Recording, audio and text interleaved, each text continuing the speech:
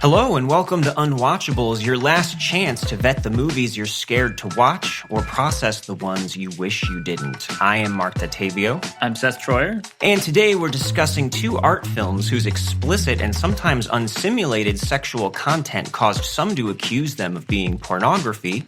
We are starting with Nagisa Ōshima's widely banned 1976 erotic true crime story in the realm of the senses, followed by the film that did for Watermelon what Call Me By Your Name did for Peaches. That is Tsai Ming-liang's 2005 surrealist love story, The Wayward Cloud. Put on your trench coats, we're going to the movies.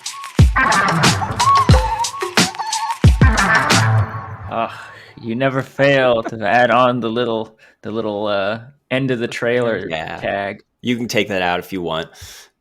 Don't you dare. That one. We need symmetry. All right, well, I want to start out by introducing our very special guest. We have with us Paul Keelan from the film podcast Cinematic Underdogs. Paul, it's so nice to have you. Did I say your last name right? Yeah, you did. What's up, man? What's up, guys? Cool. Hey. Stoked to be on here. That was an excellent intro, man. Perfectly said. I wish I had a trench coat on, though, man. Yeah, I know. Maybe we can. I have this big denim shirt on. It's kind of like a denim trench coat. So I'm doing my best. Yeah. So we're kind of like friends on Letterboxd. I've been kind of see each other's reviews and stuff for quite a while, and then I saw that Paul actually had his own podcast. Is there anything you want to tell us about Cinematic Underdogs? First of all, how long has that been going on for? Yeah, we started it right after the pandemic hit. It's my childhood best friend, still best friend, and I. It's like side project hobby. We have a weird niche because I'm definitely into films that you guys cover. I like weird, unwatchable, heady, like cinephile adjacent shit. But we do sports movies, which is probably one of the most middle brow genres in the world. Specifically, underdog sports movies, specifically weird tangents, because I don't always want to stay within our confines of the sports genre. So we do lots of like peripheral sports movies like Cliffhanger or post-apocalyptic ones like The Running Man or Death Race 2000. Like I'm always trying to stretch it however I can to get cool shit on there. But there's something really fun about a traditional feel-good sports movie as well, especially when you like dig into the formula a lot. It's this weird like semi-post-structural exploration of like what holds genre together, I guess I would say. But anyways, yeah, we've been doing it about 2 years. We're rounding, I think, 80 episodes or somewhere in that realm. Lost track. And it's been fun. We've had a great bunch of guests. You guys are invited anytime. And yeah, it's been a blast. It's just a total side project for the both of us, but it's been nothing but fruitful in terms of like building relationships with cool movie lovers like you guys. I love it. Do you have a favorite sports movie, as far as maybe one is semi-traditional, at least, that might be widely considered a sports movie? Yeah, that's a great question. We ask all our first-time guests like their top three. For this pod, I always want to change stuff and make it contextually relevant. I would shout out Diamantino. I hope I'm not botching the name. I don't know if anyone here has seen that. It was like a big film festival circuit hit a few years back, and it's a Portuguese movie. The lead is kind of thinly veiled portrayal, I would say, of like Ronaldo, but it deals with like immigration, transgender politics, progressive versus traditional identity politics, genetic modification. Like it is a gonzo wild movie, but at its heart, it's about like a sports star. Highly recommend it. It's got really surrealistic interludes and a savvy narrative that's pretty idiosyncratic, like genuinely weird in a good way. Whoa, that sounds great. I hit the watch list button in my head. Dope. Yeah, Diamantino. That sounds awesome. And yeah, I'm very pro tangent. Please go on some tangents. I like it when it is just like the movie is just the little catapult that somehow sprung us into talking about whatever, you know. Ditto. Yeah, that's pretty much the theme of our show. Is we go far into our digressions Yeah, as yeah, well. yeah, So, yeah. do you guys have a favorite traditional sports movie? Both of you? Oh man. For me, I gotta say, and there's probably a lot that I haven't seen, but definitely the favorite that comes to mind would be Bull Durham. Uh, Mhm. Ron yeah, Shelton. yeah, it's definitely straight down the middle, like baseball movie. But I just think it's a great romance, a great kind of inside baseball, for lack of a better word, kind of look at the sport. And yeah, I love it. Love Bull Durham. Quality pick. I Oh mean, man. sorry to interrupt, but I got a Ron, sequel, Durham. nice. You'll enjoy it probably. It'll surprise you because it's like one of those that's in the pantheon of classics, and you think it's something a little more twee, like Field of Dreams, let's say, but it's not. Like Ron Shelton is superb when he crafts screenplays and narratives and characters, like all of his films. Tin Cup is really good. White Man Can't Jump is really good. To me, he's like the best of like the sports movie auteurs, and there's not many, or like I don't know if there's any others really Mhm. besides him. I I think like Seth's that Anyway, favorite The is Natural, you know, because it's so fucking over the top. It's just so serious and like it's like a Norman Rockwell painting the whole time, and makes my dad cry every time. It's like he like hits the back of he hits all the lights with the home run ball or whatever and explodes and stuff, and he's like, I knew it all along. I was correct the whole time, just like a dad should be. It's like a primo dad movie. I like that one. It's in that like golden time period of like, I don't know, like I feel like it's in the same universe as Shawshank Redemption and like Cider House Rules and stuff. That's like everything. It's always afternoon, and everybody's crying at some point. that was so well explained. That was perfect. Yeah, it's like a primo dad movie. You're right, yeah. and There's it's got that. Yeah. a big intersection in that Venn diagram of sports movies and dad movies It's like half of it, all if not joined more. together. Right? Yeah. Yeah. Have you I had your think dads on the podcast yet? not yet, which is a bummer. I've invited my dad a few times. He seems a little tentative, which is Oh my weird because god. he's pretty good at talking the talk on movies, but I don't know. Maybe it's just he needs some coaxing. Even my You should brother, I do don't know it. whether. Yeah. You should do it. Yeah, like I can't have my dad on this podcast. He doesn't want to watch this stuff. But yeah, it's a sport. You're like practically asking him by making it Right? about sports movies, you know? The Running Man even, you know? I was going to Yeah, have my dad on to talk about these movies. Yeah. that would be fun. Yeah. I He just couldn't remember. make it. He loves the shit out of the Wayward Cloud. The Natural and the Wayward Cloud. Those are his two favorite movies. Yeah. Nice. I remember watching with my dad when I was like 13. He Got Game, Spike Lee's He Got Game, and that is in the realm of these movies. It's not completely, but as a 13-year-old, that had a lot of awkward moments. I don't know if either of you've seen it, but Spike Lee really gets into like the naughty underbelly of sports recruiting. Um, Cool. yeah, so there's a lot of adult scenes in that one. Yeah. These are definitely great movies to watch with your parents. It would definitely take me back to being, 12 and none of us knowing exactly what we rented at Blockbuster until we put it in and it's, American Pie or, I don't know, that's just a particular traumatic experience I have in my I Rolodex. was But yeah. It's That's always what a good question. Like the most awkward movie you've ever seen with your parents. It's a great conversation starter. these would both be way up there. I If don't they have a were. super traumatic one with my parents, but when I was like in 5th grade, my best friend's mom took us both to see Jay and Silent Bob Strike Back. So we talked her into it, and she didn't know what it was, and it was as traumatizing for her, I think, as it was for us to see that with her.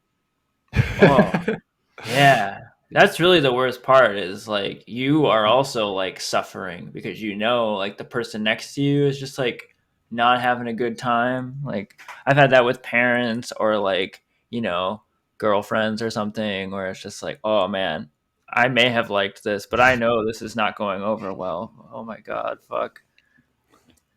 Yeah, I kind of love those though. It's good for you.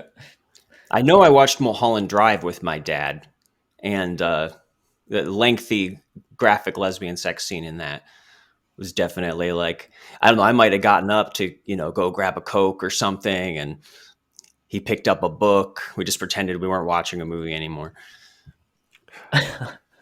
One of my favorite reviews, I was perusing them on Letterboxd, was someone who said, this goes with our theme, by the way, of like what you're watching films by, like who you're watching films by, or who's in your like adjacent perimeter. And they put something along the lines of, with the Wayward Cloud, that they were fearful that their neighbors thought that they were flipping back and forth between a classical Chinese opera and hardcore porn. And so like their remote controller got more action with the volume button than like they'd ever gone through before. And I thought that was spot on for that movie. Like the way it oscillates between those two tonally completely antipodal elements, right? Is awesome. But I jumped the boat right there, getting us in the movie. But yeah, the environment you watched it in is really intriguing. Did anyone watch this not alone? Either of these? Oh, I watched them both alone. Just me and my cats. Yeah. Yeah. And I had a similar experience with the Wayward Cloud that was definitely kept turning down the volume. It was almost like when we were watching Irreversible together, and I was trying to keep like the bass levels under control because I, live in an apartment building with a lot of people nearby. And if anyone just walked down the hallway, there's so little dialogue in that movie, but there is so much moaning, and it really, I don't know. I'm going to get some complaints made for me at some point. I'm not sure if it's going to be like volume level or it's just this guy just watches porn all day. Yeah, it reminds me of sneaking art films home, like when I in my formative years, still living at home and shit, and just like constantly like, turn in the volume, turn in the mute it real fast, waiting for mom to come down and be confused. Totally. I kept showing my wife some of the scenes, like not the really explicit ones, more of the musical numbers, like the one in the bathroom when they have the buckets on their head and the cones over their breasts, and the guy's got the balloon penis. I just had to show that. It's just bizarre. I loved it. Super John Waters almost esque, very campy, very playful. There's something for props. Yeah. Yeah, that movie is definitely a mind blower for me because I was a huge, this is embarrassing to say, like fan of Asian cinema, and I've never seen any of his works. So I just totally glossed over, I guess, Taiwanese cinema, mainly Korean, Japanese, and Hong Kong cinema for sure. But yeah. Tony, you popped in.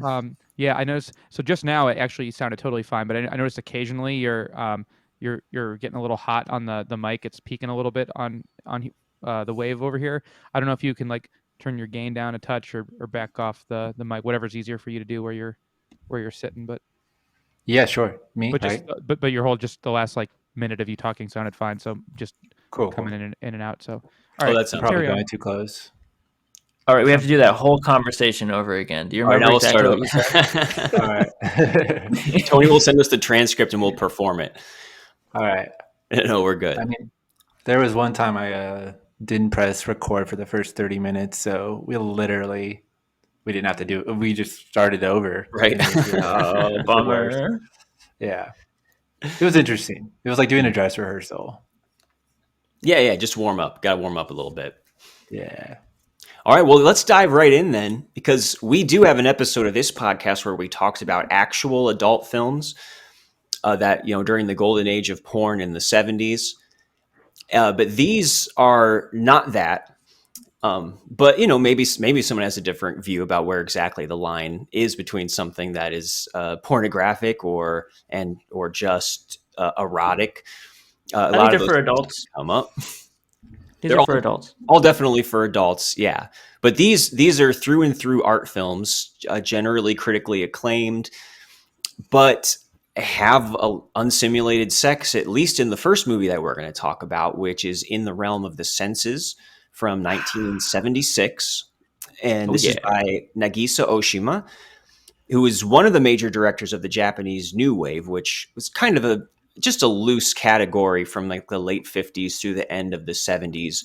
Not that dissimilar from like the French New Wave, where basically they were exploding the conventions of not just filmmaking, but the kind of subject matter that they could explore, the kind of ideologies that they could represent.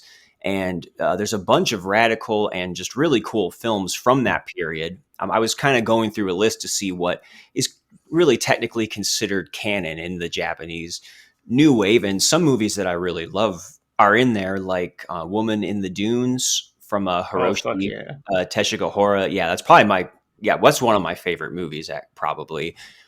But there's also cool stuff by like Masaki Kobayashi, like Kwaidan, which is like an anthology horror film or ghost story kind of, which I might pop in again maybe sometime this Halloween.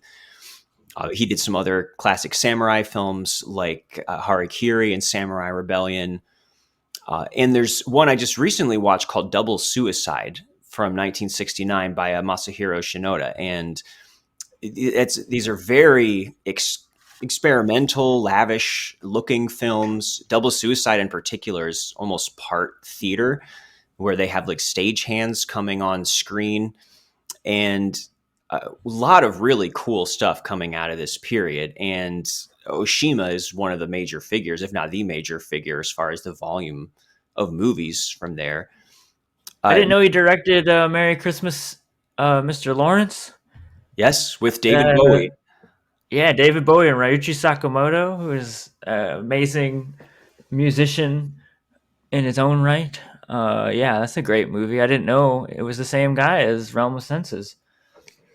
That's wild. Actually, they had a clip from the Realm of the Senses at the very end of Moon Age Daydream. And they had a ton of clips of David Bowie traveling Japan in that. So, wow. It's a freaky movie, man. It's a freaky movie. Yeah, and they had the choking scene from In the Realm of the Senses, when she's choking him on the bed at the very end in a montage of the Bowie doc that just came out last week in IMAX. Oh, it was supposed to happen. We're so timely. Yeah. Yeah, and I've only seen one other. I haven't seen Merry Christmas, Mr. Lawrence, although I'm kind of interested in it now. Great. But I have seen Violence at Noon from 1966. Which what a cool title. He's got some killer titles, this guy. Yeah, I had no idea it was the same director, and I love that movie. It's extremely different from In the Realm of the Senses stylistically. It's just a flurry of experimental editing and unconventional shot setups. It seems like it hardly even like repeats a kind of shot composition throughout the whole movie. Honestly, I can barely even remember what it was about. It was some sort of wild subject matter of these two women who are binded together by a man who turns out to be a rapist and murderer. And somehow that's not even the most remarkable thing about the movie. It's just such a wild stylistic experience. And there's a long journey from that to In the Realm of the Senses, which is more about like, not looking away from anything. And Paul, I know you said you were a big fan of all kinds of Asian cinema, right? I know this is Japanese, but I don't know. Did I leave out anything from that list of titles or anything from this director? That's a good question, actually. And with Ōshima, I'm not too familiar with. Like, I've actually also, I think, have perhaps never seen anything in his canon besides this. This is my first time. So I guess I'm being called out or revealed as a fraud today. But Suzuki, I guess, from that time, like Branded to Kill, he's like very pop art oriented. But oh man, there you go. Yes, Yeah, so Seijun Suzuki I'm a big fan of. I mean, of course, Kurosawa. I've seen his entire filmography. Um, I guess another Asian director I would bring up, but a more modern one, is Kim Ki-doo. Do you guys have any experiences with his films? Yeah, he who did like a summer, fall, winter, spring. It's a long title. I'm not getting it all right. Yeah, I've seen that and Three Iron and Time. That's off the top of my head. I might have seen a few others. He's amazing. Yeah, Pieta. I love Pieta. It's pretty much about a loan shark just going around and brutalizing people throughout Seoul. But also, he has a film called Moebius, which is about a mother who is furious about her husband's infidelity, and so she castrates her son. And I thought a lot about that movie while I was watching In the Realm for the Senses for obvious reasons. So I thought that was really like an intriguing callback, or it's like a reverse callback, right? But I was seeing the source material that absolutely inspired parts, I think, of Moebius. So, um, yeah, so that's like a more modern director, I think, somewhat working in the same tradition. But yeah, I would say Suzuki and Kurosawa are my main go-tos of like 60s, 70s Japanese cinema, and Woman in the Dunes. I love that film too. So yeah, great, very exciting scene at the time. But even in '76, a movie like this would probably have been pretty shocking. And Yeah.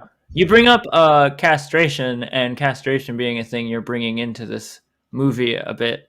Uh, I didn't know at all that things were headed that way, and I will inform, like a viewer, or listener, we have spoiled a bit here that that was kind of a wild thing about this. I just knew of this movie from the reputation that it had as being unsimulated sex, and that's all. I did not know it was based off of a true story, that there was a true crime element, until I looked it up at the very end. So did you guys go into this knowing that, or? I was Yeah. shocked when they had that bit at the very end. The voiceover explaining like she went from end to end with his member in her hand, grinning radiantly, like maniacally. I was like, oh, this sounds like a true story. And then I Yep. looked it up and realized it indeed was like the Japanese Lorena Bobbitt, whatever. But yeah, did not know that either. I was in the same boat. And that'll definitely Yeah. affect whether you consider that a spoiler or not going in, because if you were a Japanese audience, especially around this time, you probably would have known that this was based on one of their most famous true crime cases. And knowing that or not knowing that definitely is going to affect how you view this film, I think, from the very beginning. And this Yeah, case, especially selling it to non-Japanese audiences is the Mhm. other thing. It's just like, I wonder what wound up like getting in the door first as far as the conversation was concerned, because like both things are very hair-raising, but like really it's like enough just to have like it be full of nudity and it be this notorious, like, is it a porno, is it not a porno kind of thing in the US at least, or Europe, to get it like banned or get it talked about in certain ways, let alone it being this like intense murder. yeah, this would have been something really well known at the time. I mean, probably still now. It happened in 1936, and it's really close to exactly what we see in the movie. The characters have the same names as the real life people. I believe it's Sada Abe, who was a Japanese sex worker who basically started working at a restaurant and started an affair with the restaurant owner. And a lot of the things we see in the film, with them being holed up for days having sex and pushing each other further with erotic asphyxiation, and even with the maids and servants all stepping around them and serving them sake while they don't want to stop having sex. And then all the way to her. And again, it's a little, now that the cat's out of the bag, the real story ends with her strangling and then castrating her lover. And I guess what captured the imagination, besides that this was this just wild, transgressive story, and people were projecting a lot onto it, But the quote I came across as far as an explanation was that, quote, she had killed not out of jealousy, but out of love. And that's something to go into too, I guess, is exactly where we think this character is coming from. Both these characters are coming from, as far as this movie goes. But there's absolutely a true story element, and it is kind of strange at the end when suddenly there's this text and like a voiceover narration, and like this happened afterwards. Like all of a sudden we're watching like Aaron Brockovich or something. Yeah, no, these are all good questions that have been brought up, specifically the one about whether it's pornography or film, right? And the fact that it straddles the line of those two mediums, I guess we can call them. It'd be weird to call them genres, but because they're like almost different, like their intentions are very different, right? And yes, there's unsimulated scenes, but there's a psychological component to In the Realm of the Senses that you will be hard pressed to ever get from like a porn film. And furthermore, there's subtext, there's semiotics, there's symbolic systems, and there's, I would say, a commentary on like the human condition that is quite deep, if not deeper than most films, in my opinion. So I'm glad we brought this all up. I apologize if I spoiled anything. I didn't know about if you guys have spoiler rules or not on here. We don't have rules. That's the thing about it. So, and really it really isn't much to the plot synopsis of this. So jumping around really kind of, I don't know, it feels almost warranted, letting the cat out of the bag. Yeah, I completely agree with that. It's weird. You could almost enter any text, in my opinion, like in a very, I don't know, I don't know the right word, but like just anywhere, right? Like I'm kind of that approach, like especially after you've experienced it or digested it. Like the sort of Finnegan's Wake approach, like you pick up that book on any page and just like do a full circle. But what's interesting too about this idea of, I was just thinking about spoiling this movie, like just hypothetically, right? I would say that like any dialogue that one is absorbing before they watch this would spoil it almost equally. Like this, like a reveal to me isn't so much like what this film is. Like even that reveal being shocking, like the film is so much more than that. That like if you don't want something to be spoiled, and this is almost a rant I always do on my podcast, like why would you even listen to a conversation about something at all? Like just go into it with a clean slate, because everything you hear is going to inform your viewing. That's such a good point. Because this is a perfect example of why, yeah, you're right. Like why something like a spoiler is like beside the point, because the actual experience of this movie, like selling it to someone as a porno or selling it to someone as an arty movie or selling it as a true crime movie, like totally like throws you off the real trail of what's going on, which is, I think, is like, it's a very experiential movie, following the dynamic scene to scene, from sexual act to sexual act as it revs its engine like to the full climax at the end, is really what it's all about. And you kind of have to, you can't really talk, it's hard to talk about as far as charting it all. It is something you have to kind of see. I agree. Yeah, I love that. So if anyone is still, listening to us right now who hasn't seen the movie and still wants to go with us, just a very brief synopsis, since there is very little plot to this movie, is basically the true story that I described, where we have this sex worker who's kind of apprenticing at this restaurant and starts an affair with the owner there. And they very quickly just go into a series of sex scenes. And there's very little in this movie outside of them being isolated together and pushing the boundaries of having sex. There's a few little breaks where she goes off to travel somewhere or has sex with a client, and he does visit his wife at one point, but all of those scenes involve sex generally as well. But they always end up back together. And that is what is unusual structurally about this movie, is it's not just, even the actual adult films that we've watched, will have the sex scenes interspersed throughout as kind of like the punchlines or the action scenes, the kind of thing that's expected. In this movie, it's the whole body of the film, and we really don't get any character development outside of the sex scenes, and really very little context, I think, once they're in there. So that is the whole modus operandi of this movie. Is anything you learn about them are through them having sex with each other, or the people watching them having sex, or being pulled into having sex with them at different points. Right. Which it begins with them.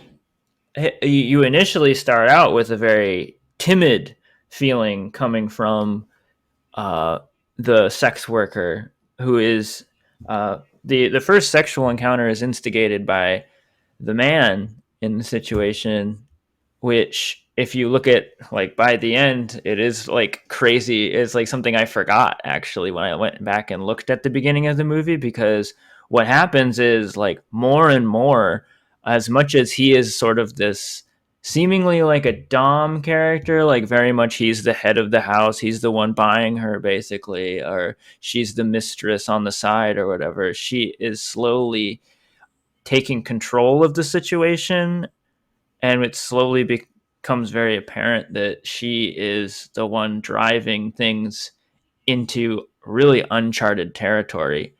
His role is basically to say yes to her increasingly like intense ideas.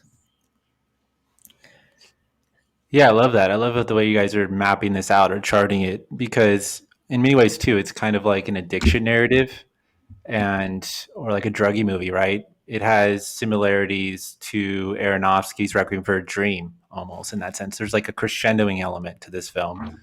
And its action is each sexual encounter, and the way that those dynamics evolve and build and shift and become more and more deranged or perverse or power dynamic entrenched in a way that also I think brought to mind, let's say, Phantom Thread, right? I thought when Marc, when you were bringing up the fact that it ends up quoting like it's a love story, right?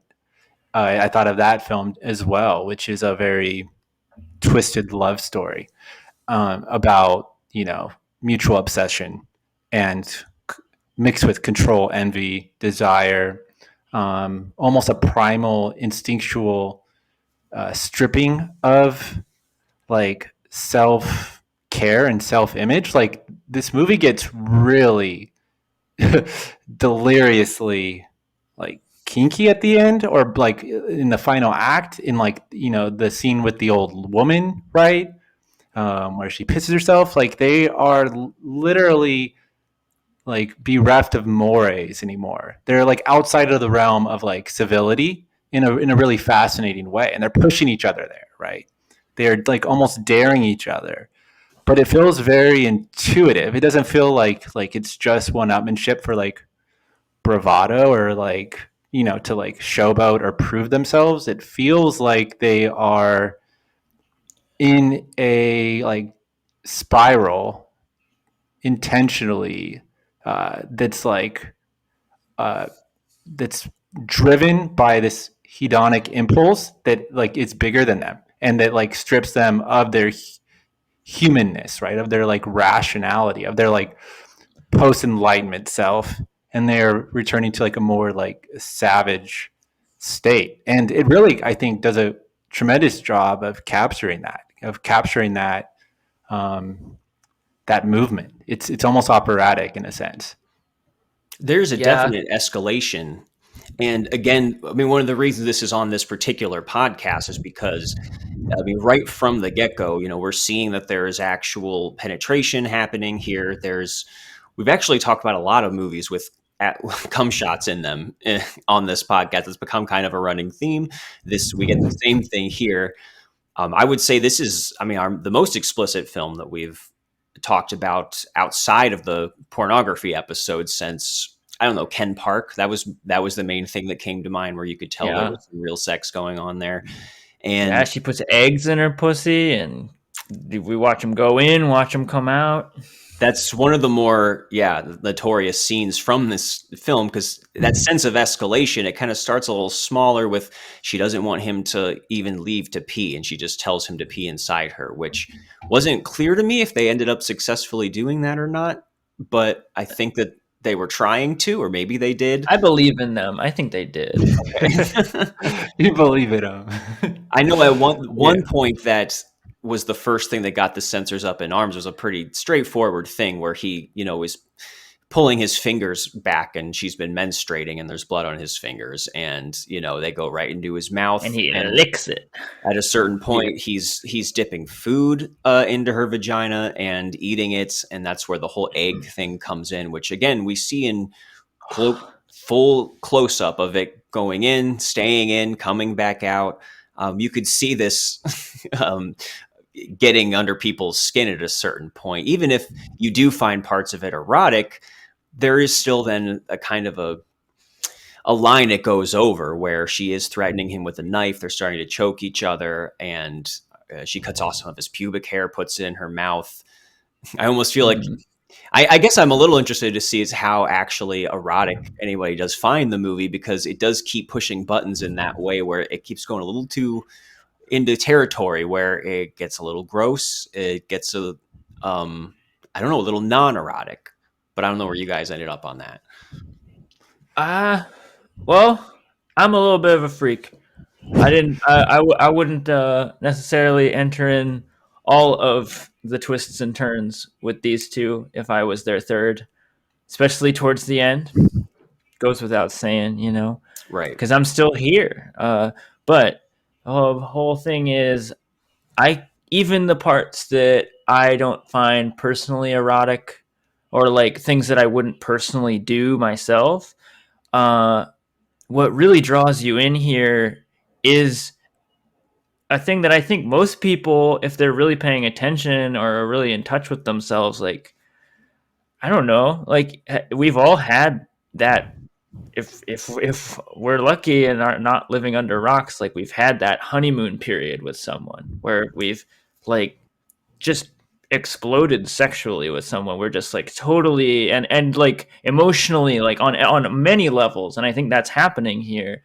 And it really does shut out. You do start to shut out the world together. It's like the two of you in this, and it's and you want to just like do whatever the person wants and explore each other in such intense ways, even if they're not as like physically outspoken as this, like you do, and it's hard not to put yourself in that. I do like what Paul said about it being comparative to Requiem for a Dream or Train Spotting. I think anyone, even if you're not, if you haven't done like heroin or like drugs or anything like that, you can put yourself in that scenario though, where you've had that like youthful, big, bold experience where you've been head over heels for something, like the first parts of those movies are, and the first parts of this movie are, where I don't know, it's hard not to see like what's going on there,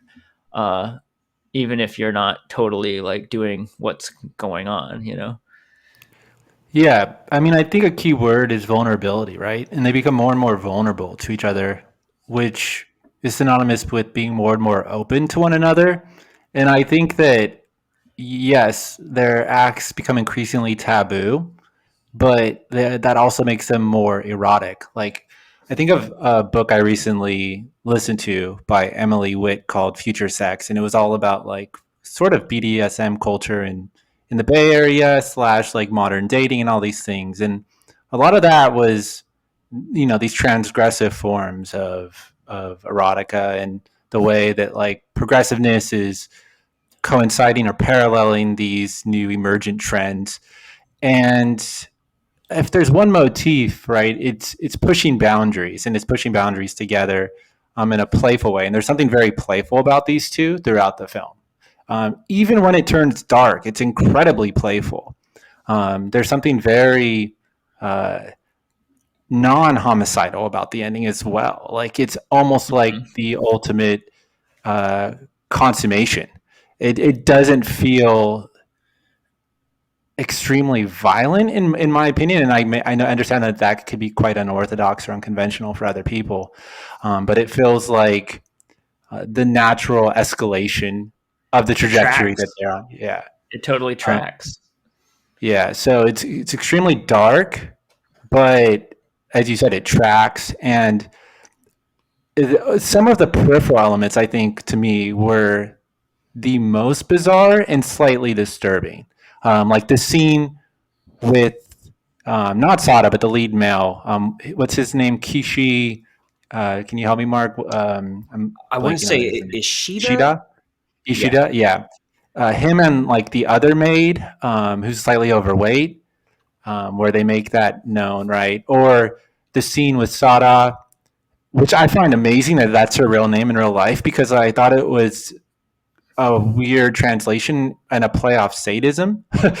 Like it's too perfect. Oh, that's good. Yeah, Good but catch. but it wasn't. But when she's like picnicking with their children and they're running around, I thought they were getting God. at this very Edenic moment, and then it ends with one of the, if not the most disturbing scene in the film, where she tugs on her son's privates in a very, very strange way. And I don't have a clue what that was saying. I thought it was trying to say that like she's like in this state, or they are in this state of almost, in a bizarre way, paradisical like innocence, and it was like sort of mapping that onto like a childhood state by showing her with their children who are running around naked, like a boy and a girl together, right? And this purity, but then it goes there. So there are a lot of really disturbing elements to me on the periphery of this film. Oh, that scene was so disturbing. I couldn't believe what I was seeing. And it just cuts like after she grabs the boy. And yeah, it's definitely I like what you said. I think that is what's going on, is like, because what's happening with the two is that they're going into this like primordial childlike, like, I don't know, it's beyond ageless zone, where everything is like just pure and permissible to them, including something like that, which, you know, it's like starting to show the seams of, okay, once this leaks out of the bedroom is where it gets dangerous, right? Where it gets really dangerous for at least other people, if not for them. And yeah, there's also that scene with the maid where he basically rapes her to punish her, for he says something wrong to Sada. She does, I mean, and he just like fucks her right there, and it's really like, again, it just cuts after that, keeps going, which I think just maps and follows sort of their trajectory mentally, which is just sort of like one thing after another, and there's only them, and we just cut to yet another scene with only them, you know? Yeah, there's a few different times where she basically is ordering him to have sex with one of the servants, and sometimes it definitely doesn't seem consensual. Another time it's a lady who says she's like 68 years old, and it seems like it's meant to be a degrading thing, the way that they're talking about it. And I definitely wanted third, that I by far found the most disturbing scene to be the one with the children, which almost, I mean, goes a little bit past just the content of what's actually in the movie, because there's at least 3 different scenes that involve children. And there's one early on where there's this hobo on the street, and this little girl is like poking at his penis, and they're clearly in, like, the actors are all in the same shot and actually there. And same thing towards the end, where Sada wakes up in some sort of concrete stadium or something with benches all around her, and there's a little girl who is walking around her and looking at her while she's naked. And the scene where, you know, she grabs the little boy, he clearly starts going like, ouch, ouch. And yeah, that was just so... Oh, I almost went just too far into, like, I'm not sure how responsibly this movie even could have been made with those particular scenes in them. But it's interesting that those will stand out among all of the other depraved things that we see happen. Yeah, there's a weird question, right? Like on a fictional level, I love that they're in there, but then there's like the human level, that those are real actors in there, Right. Yes. and that's slightly disturbing. And what I mean by like I love that they're in there is that I think there is a commentary there about the proximity of innocence and madness. And I think that those explicit juxtapositions are for a purpose and a very interesting one that like most, I think modern viewers or modern audiences won't be privy to because we don't explore them like in our artwork. I think this is exploring a lot of topics that we rarely get right at a Cineplex. And it has something to say, and you learn a lot reflexively about the human condition, right? About what it means to exist in the realm of the senses, right? And I also can't help but to like really, I think, harbor on that title, right? Because it talks about, you know, the space, the immersive space, the inhabited space of the senses, right? And there's so much just about not just like sensuality, but just the sensory plenum, right? About food, touch, interpersonal dynamics, even about the milieu. Like there's an element that like this is about a world where carnality, right, where sentience precedes thought or precedes morality or precedes ethics. And I think that is a really sort of neat line of like reading to sort of, or like a thorough line to sort of track as well, because this goes beyond just like erotica, in my opinion. It's almost about a state of, I love that Seth, you brought up the word primordial, right? It's very prelapsarian, right? Very pre-fall, pre-Adam and Eve, you know, eating the apple, if you want to get biblically metaphorical. And I think that there is an element there that is definitely mapping onto that. Like, it's weird because it is in a modern setting and there are like in the city, right? But it's so odd how almost asocial they are, right? And one of the most remarkable scenes, if not the most indelible scene of the film, is Ishida walking down the street in the opposing direction of the like Japanese Imperial Army, right? It's almost as if like they're saying something about I don't know, about the liberation of this individual against the fascism of the masses, but then they're also unafraid to say that there's like a violent madness within the individual or within the like, not that he's solipsistic, right, but he's almost in his own bubble, right? And then there's these mass movements of violence, these mass movements of destruction and madness, right? And here he is going against that, but he's also consumed by it. He's also like embedded within like the depravity of the human condition as well. I don't know. I found that moment to probably be, I think, one of the boldest in the films because it says so much so vaguely, right? And it gives it this grand context suddenly that the film lacked before, right? Before that moment, it was all very contained, and that opened up the doors to so much. I want to just open it up to you guys as well. Like, what did you take from that expansion of the narrative?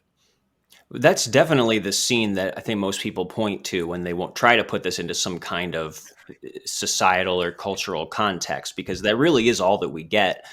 And personally, I kind of wish there was a little bit more of that, or more of a sense of exactly what they're being isolated from, because, I mean, this is a very straightforward movie, stylistically, narratively, and the main effect I think it gives you is just, you know, what's it like to go from the beginning to the end with such just extended sex scenes, and you have the whole runtime to think about your feelings about it and just juxtapose it being such a high volume of that.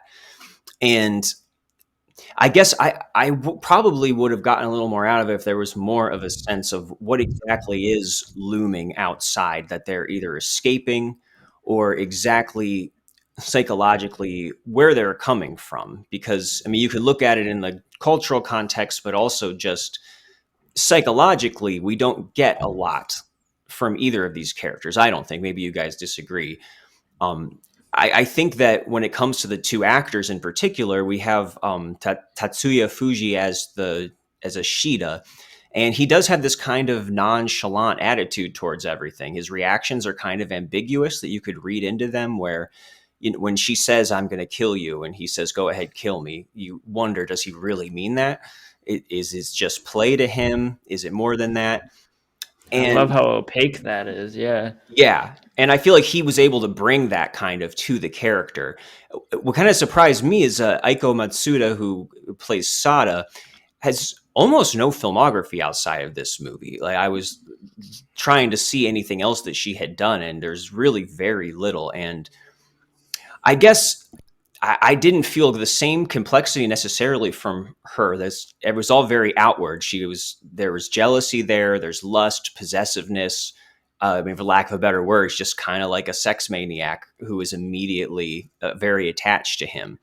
And I don't know if maybe that's more coming from the film or from the performance, that it would have needed somebody to really dig in deep to try to suggest more than I got from there. So I wish I got more of a sense of her, of how much of this was love or possessiveness, or even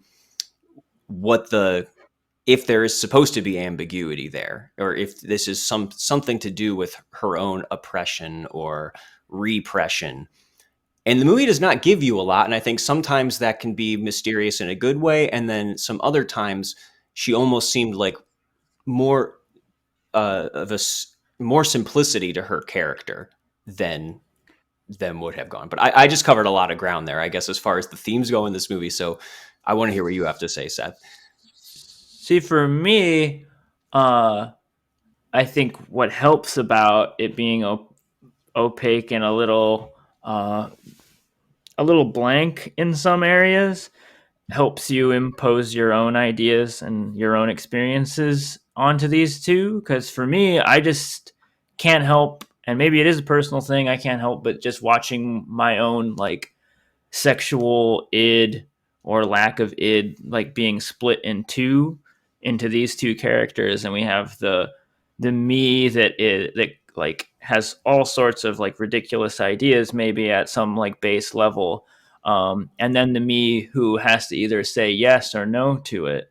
And that's the male character in this situation, who's, again, like, I go back to, it does feel like his job and his as a mechanism for her is the person being there to say yes, to allow for her to create her like wild world, sort of, which I think that's why she's like wanting him so much. It's like, it's not so much him, it's just what he permits and what he allows. And he's like swept up in that, which I think is so interesting, that all he has to do is nod and the wildest thing will occur in front of him, that he's like probably never seen before, especially by the end, like never seen such devotion, commitment, debasement, like whatever you want to call it. I think that's what's interesting there. And it is, because they're like, these two characters are like whatever we would have had of them as far as like developing them outside of the bedroom. Like the bedroom is slowly deconstructing them. They are like deconstructing like throughout the narrative. So I think even if we had something more at the beginning to hold on to of them, it's kind of gone by the end. Yeah, I love a lot of the words you brought up and the ideas and themes you brought up. Like debasement, I feel like is the modus operandi of their relationship as well, right? It's almost like this competition to see like who can debase the other more and more and more. And simultaneously the willingness to be debased. I thought at times of Allen Ginsberg's How, right? And the famous line about like being subject to like a truck driver in a gas station. I don't know if anyone knows that line, our audience knows that line, but it's about like ultimate debasement. And I definitely think that they're getting at the same sort of like eternal liberation that comes from utter and complete vulnerability. Like this is not just like being susceptible to humiliation. This is being like completely at the whim of another being. And that's a frightening and terrifying thing, but it's also like the ultimate act of devotion, right? And so they're almost testing each other. And what I am so glad that this movie didn't do was at the beginning, I was very concerned that it was just going to be a master slave dialectic, and that she was just trying to like sort of woo him and trap him, I guess, in a ruse to like gain power or money, right? That would be the more modern take, right? It would be this like this usurpation of like the patriarch or of the male figure and his seat of power, a dethroning of him, which is interesting. I'm not sure saying like it's completely bereft of worth or entertainment or intellectual intrigue. But I think this is so much more interesting, right? This goes into like Von Trier territory, for example, like his types of films, like Nymphomaniac, or like all of the greats. It reminds me of the type of stuff Haneke wants to explore. This is about the will to, as you said, like self like annihilation in a very externalized way, in a very outward way, and in a very fleshly way. And it's a question like, is it violence? Is it love? Is it this weird paradoxical synthesis of the two? I mean, this left me with more questions than answers, and it's not just like this like mumbo jumbo, like like elusive type of like, that was very abstract. No, like it left me with a lot of concrete questions and a lot of like very nebulous but tangible unanswered questions. So I was very pleased by the end, because it started off in a worrisome way. Like you mentioned the scene with the vagrant, the old man, right? The poor man, and the poking of him. There was some moments early on that felt a little juvenile, and I was worried about like the director and the artist behind this work. I was worried about the hands I was in. And oddly enough, it became more and more mature and more sophisticated as it went on. And I felt like his command over the material really tightened with the film in a way I completely did not expect. So I'd say there is not a like sex scene in the. I could be wrong in the scene in any of the movie that is just frivolous or just for the sake of like pushing a taboo. I would say that any of these could be defended as far as like character development is going on or something else is going on in the actual scene beyond just the whether it's eroticism or debasement. So yeah, that's how I feel about it for sure. Yeah, I definitely don't question the director's intentions here, and I really don't see how a serious, film viewer could watch this and dismiss it as pornography or however they want to, or obscene or any of the things that it was accused of, because this is just the kind of things that movies can show us that maybe we're a little more used to now. So yeah, I definitely don't think that this is just about shock tactics or anything, or the things that are shocking are meant to be presented in a plaintive way and with a purpose.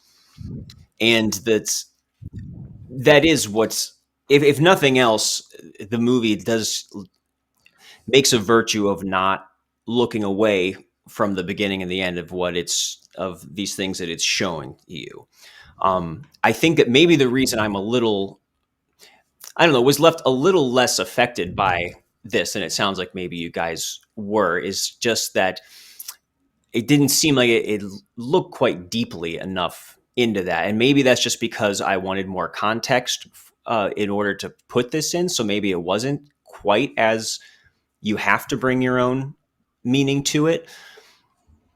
I think in particular, what was I going to say?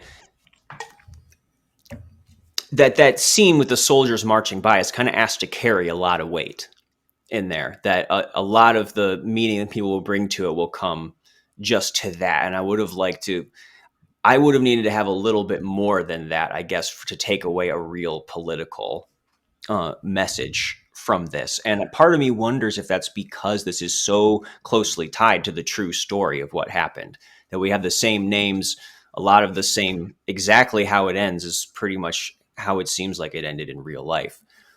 And I almost wonder if this is a little too slavish to just going with the facts of what happened and showing you what that arc would look like.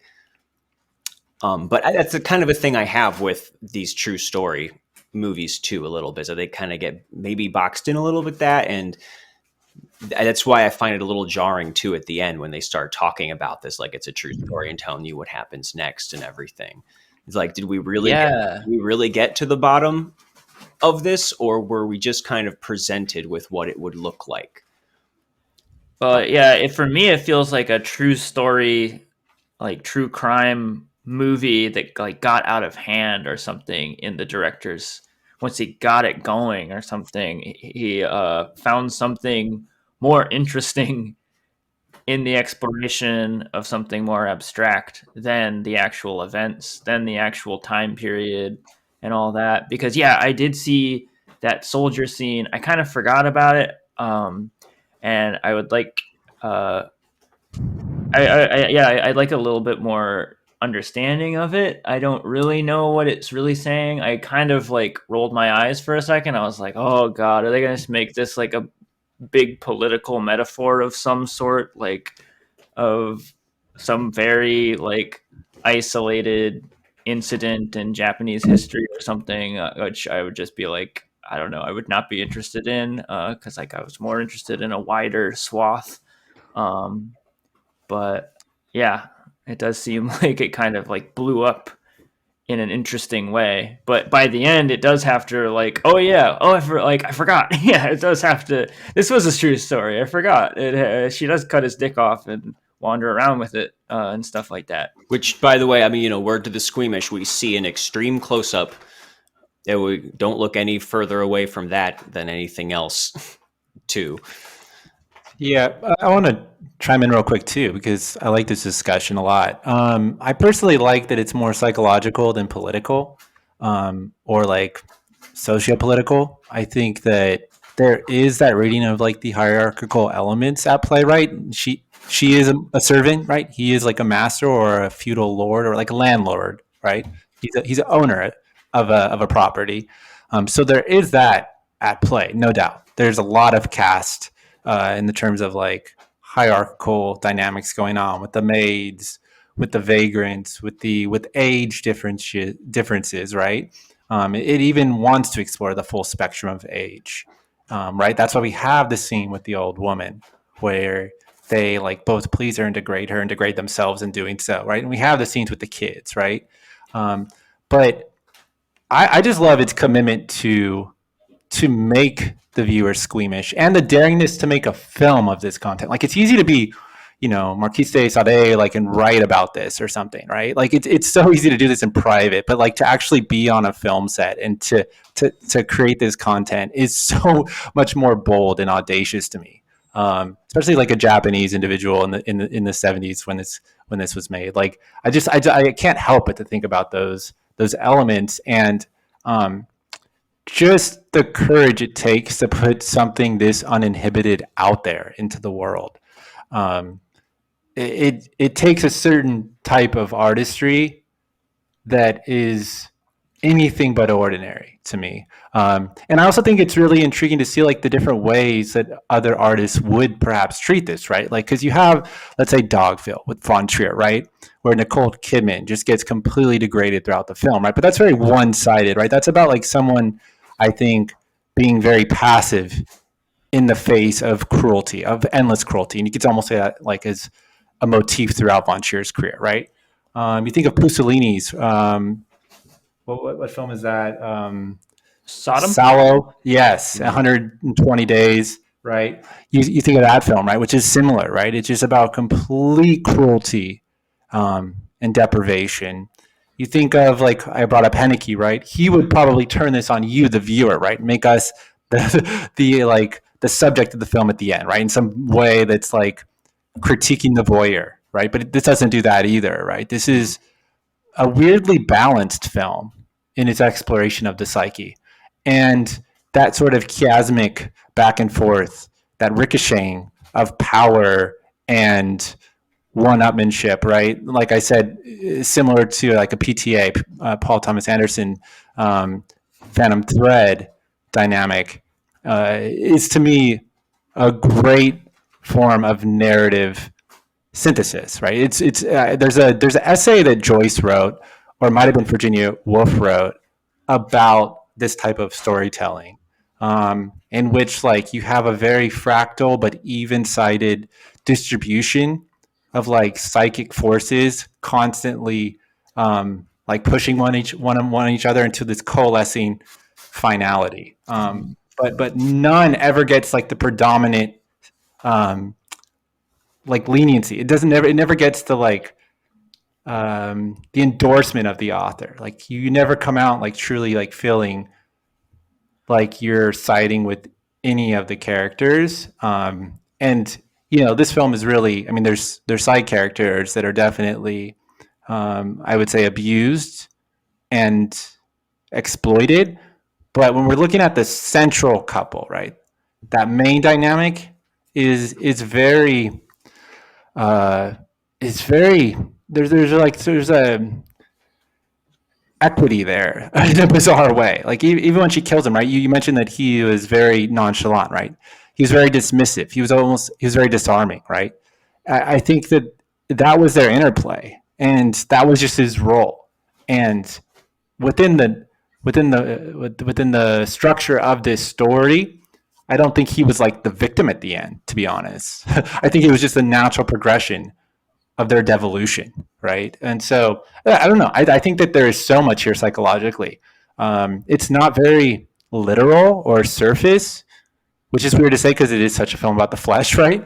But it's not like exhibited through dialogue. It's exhibited through the weird psychodynamic territories that this is willing to go. So yeah, I was pleasantly shocked in the ways that other viewers might not be, right? I wasn't just shocked by like, let's say, the salacious moments, but I was more shocked by like the deftness in which this narrative built to its ending.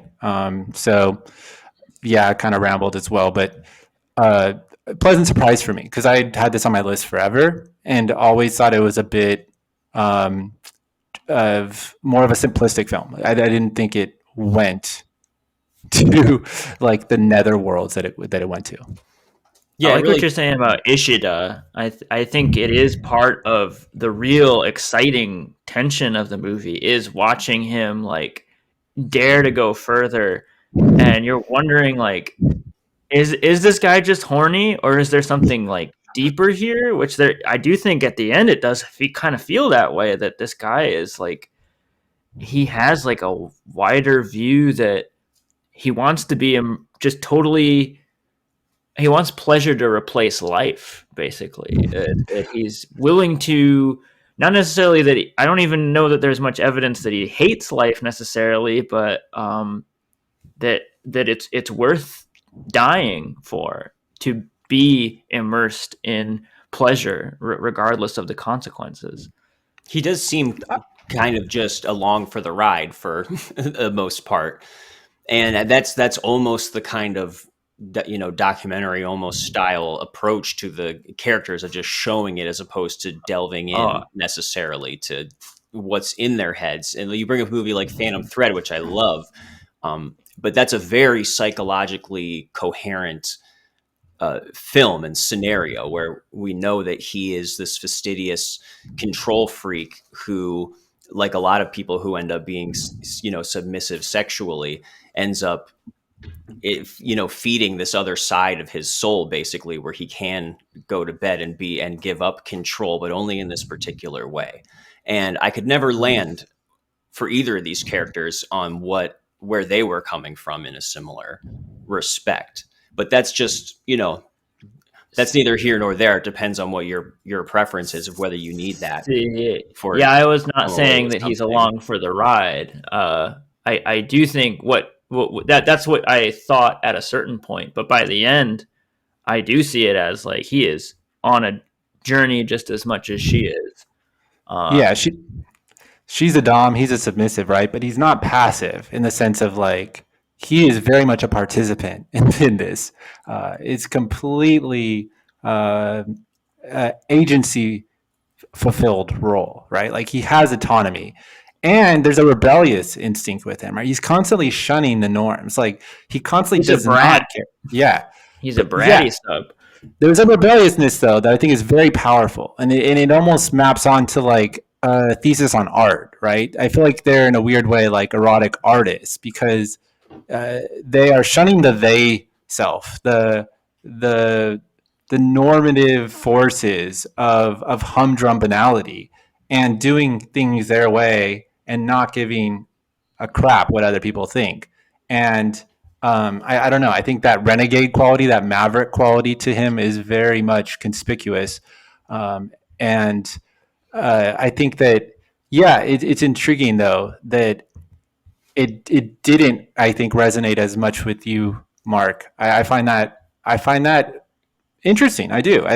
It's just, I think that what you're seeing in Phantom Thread though is something that's a little more discursive in the sense that like we get there through dialogue, like they're kind of disclosing the psychology, and here you do have to like just infer it. And so yeah, I could be bullshitting, I could be reading it all right, and you could come through it and actually completely engage and participate in this film and just not have that experience, right? Because that's the problem with reticence, right? Like the film is very reticent in that sense, right? It doesn't expose itself fully to you.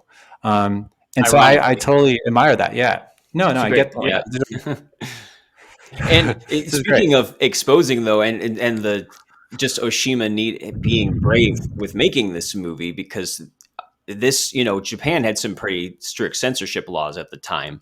And the way that they got around that was by designating this as a French production, even though it was technically kind of a co-production, and they just shipped over the film and to have it developed and edited in France so that no one there. It's his fault. It's not my fault. Yeah. I love that. And there's still Very to this smart. day hasn't been released like uncensored in Japan. They had a premiere where they used optical censoring, where they blurred stuff and reframed things.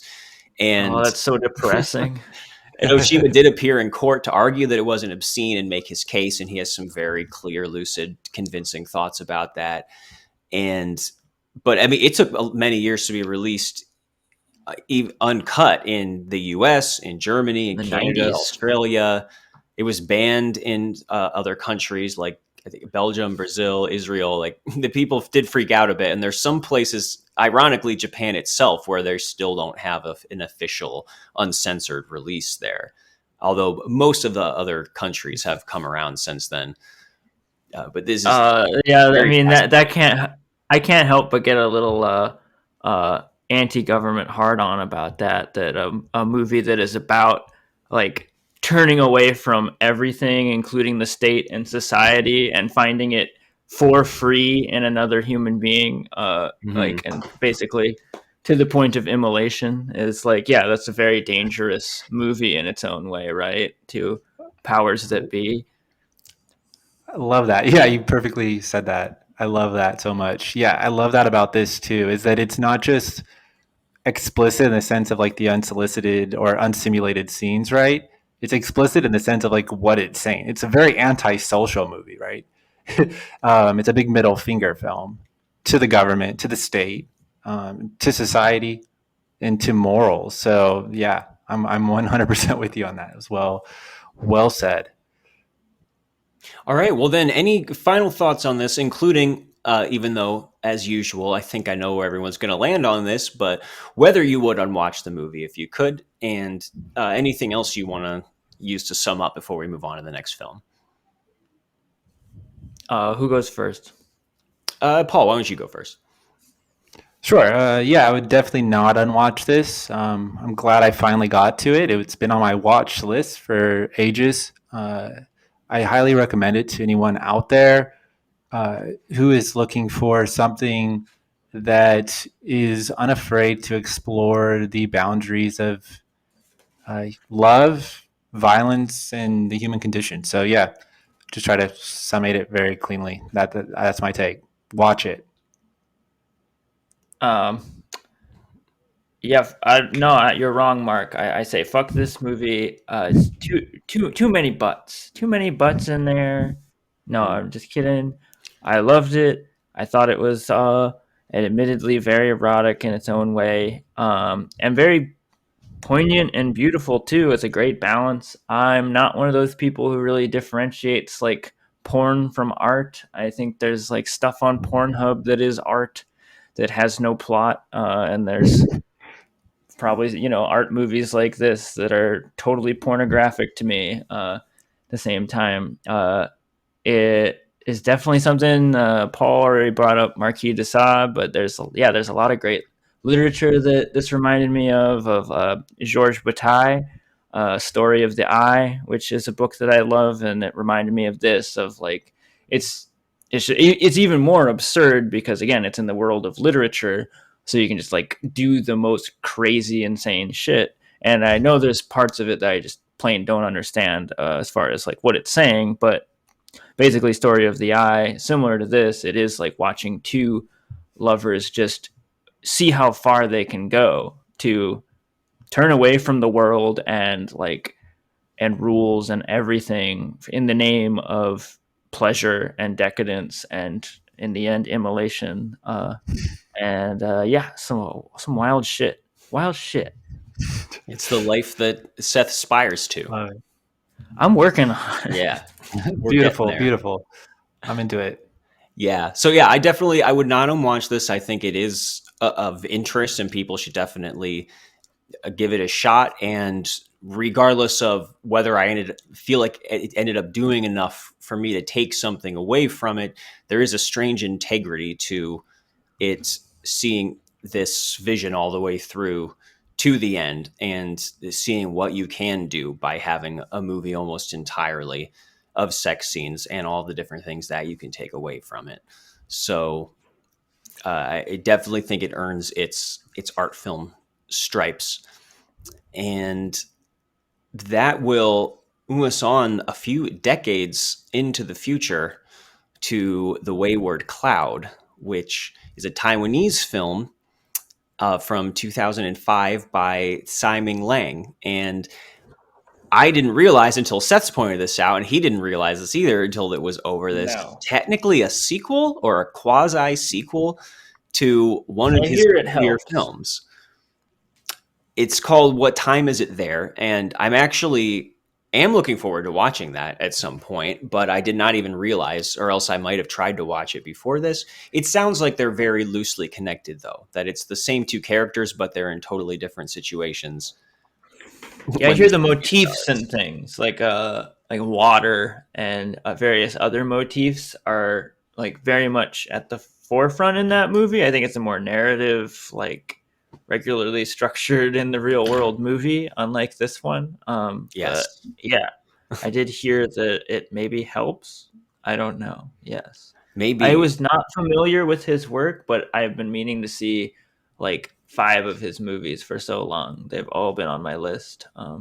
Goodbye Dragon Inn and all those. Yeah. Days recently.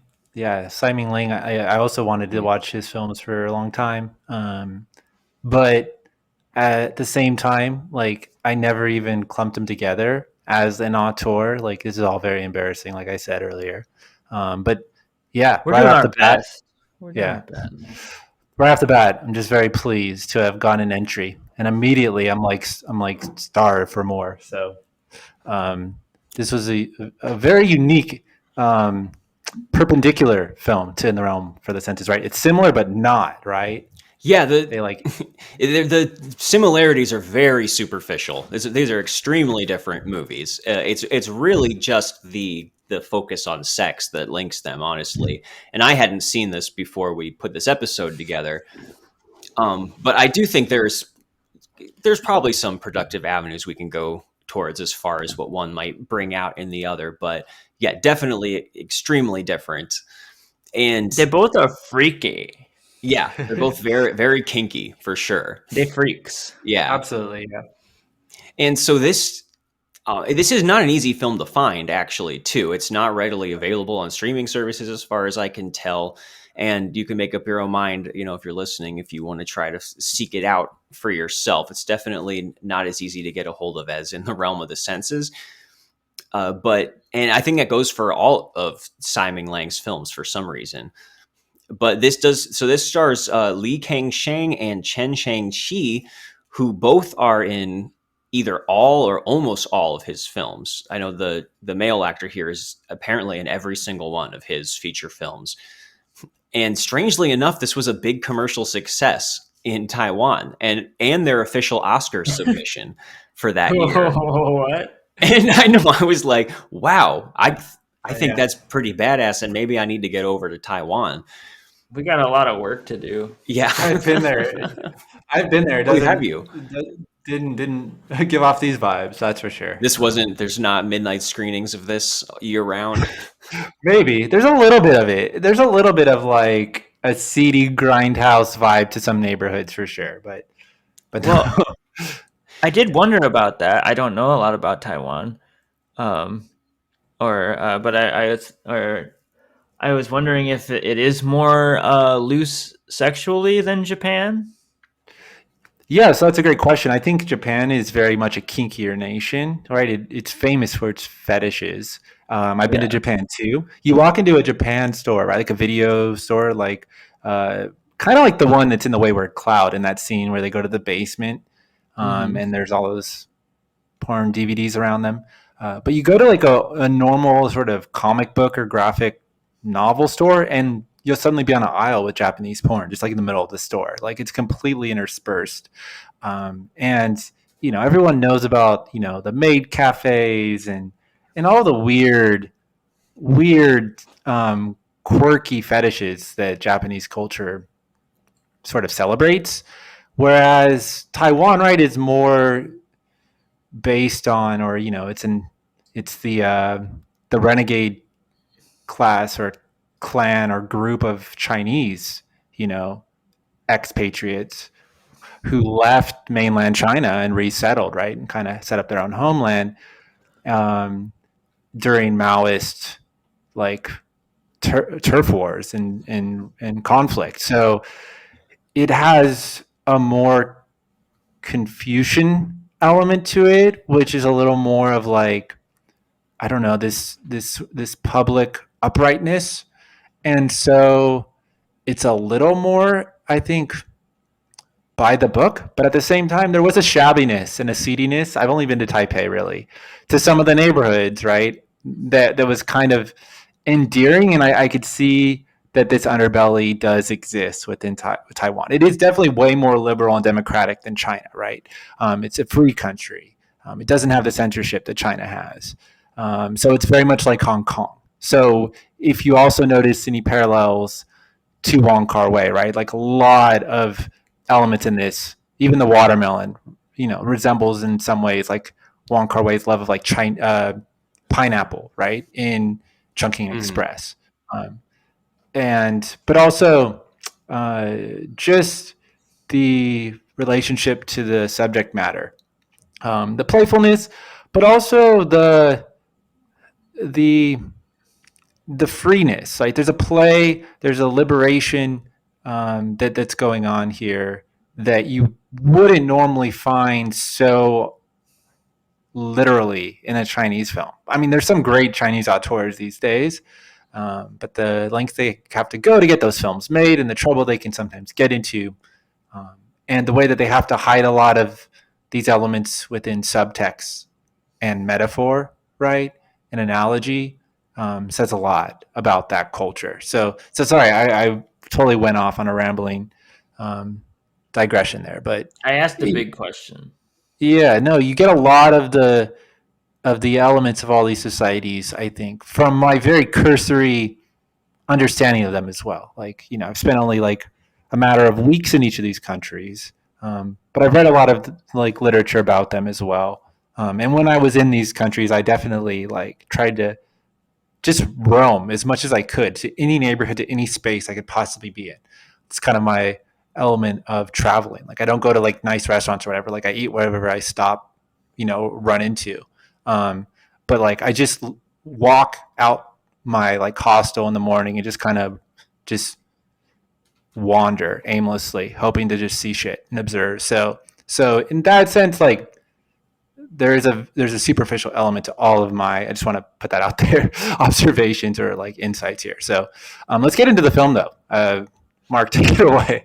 Yeah, well, you mentioned Taipei, which is where this takes place, and I'm going to do my best to try and give people an idea of what this movie is about, because it is pretty strange, and we kind of slowly gather information that there's some kind of a drought going on, and we hear over news reports, that they're running out of water, that watermelons in particular have become used for sustenance and also as declarations of love between young people. There's all kinds of this symbolic kind of weight that is being put on watermelons in kind of a mysterious way throughout this movie. But there's basically two main characters.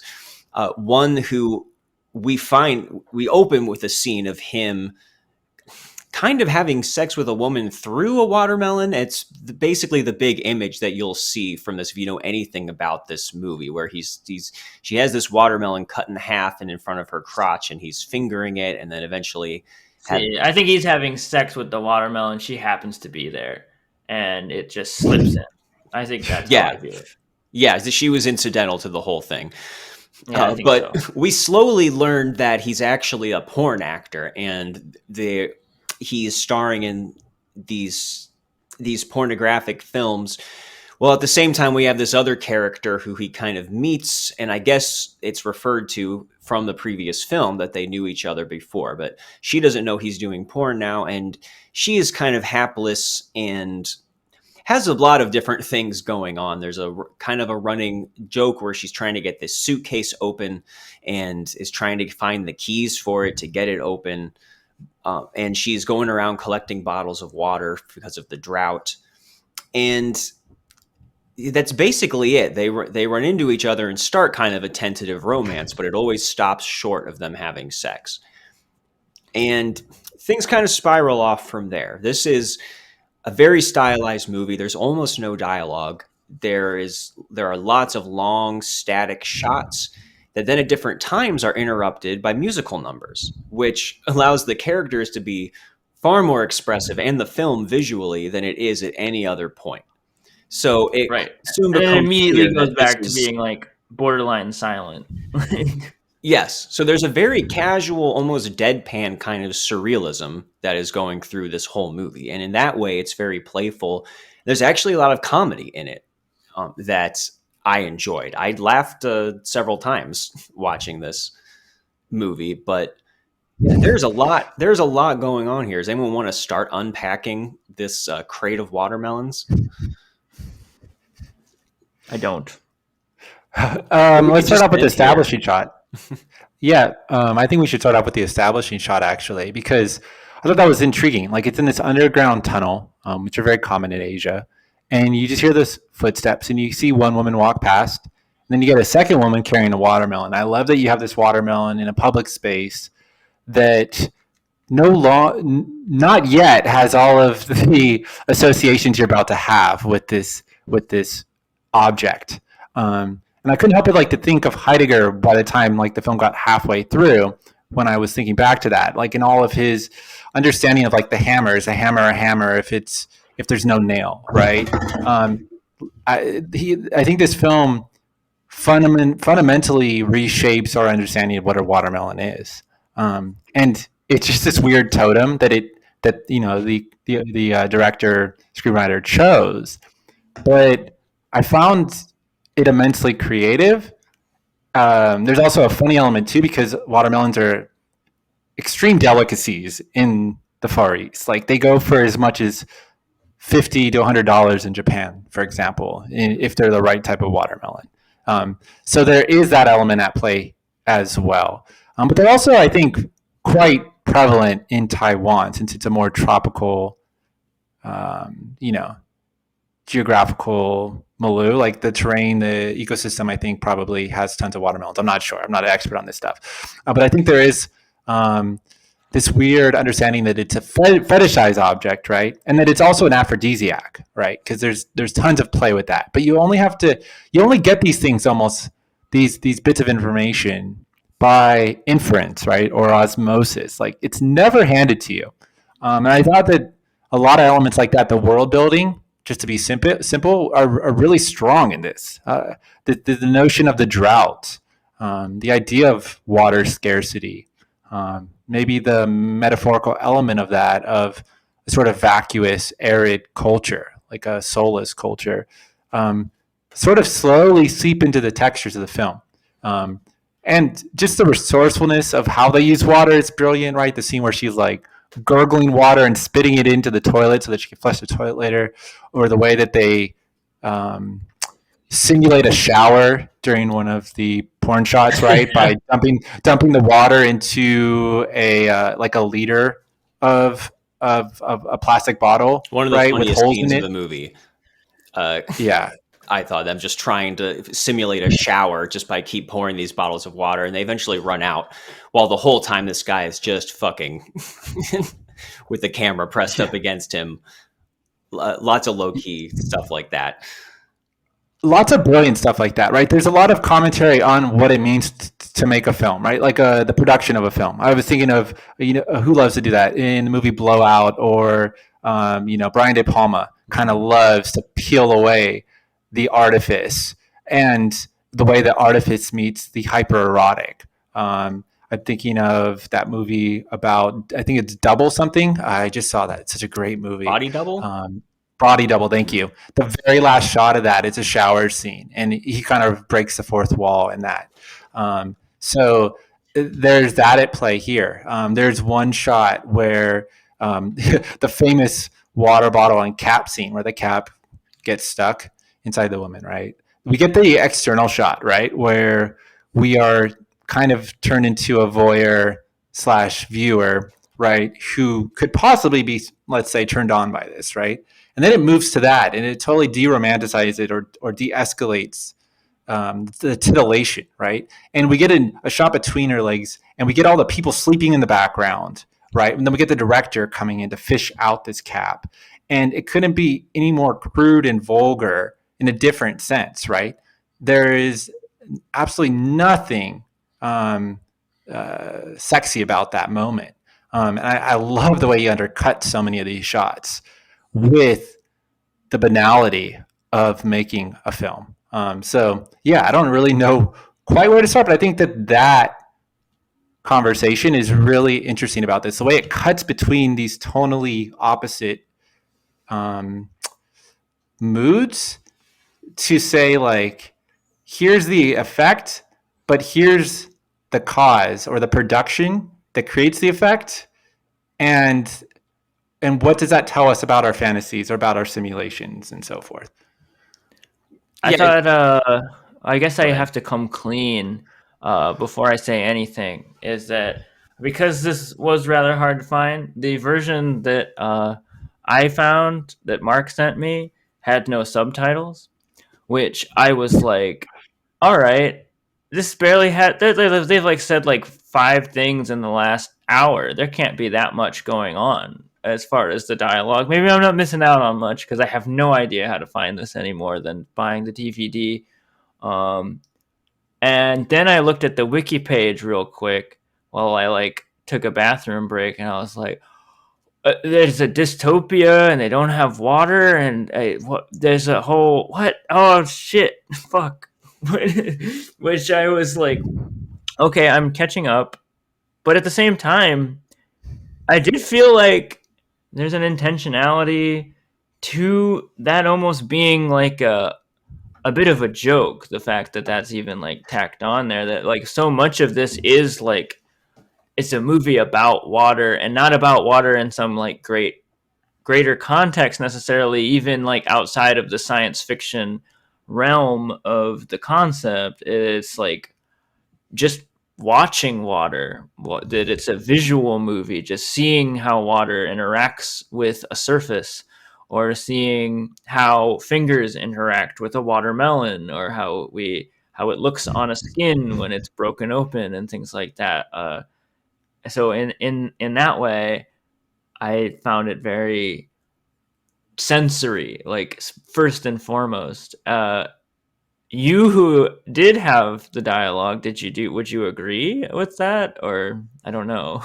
Yeah, I mean, I think it does give you a lot of crucial context, especially the news report she's listening to, but also just certain things that aren't really funny unless you get that extra thing, like the girl who has sex covered in watermelon juice later, like kind of freaks out in an elevator, and saying there's ants on me, and you wouldn't know that it was ants on attracted to her from the watermelon if you didn't have that information.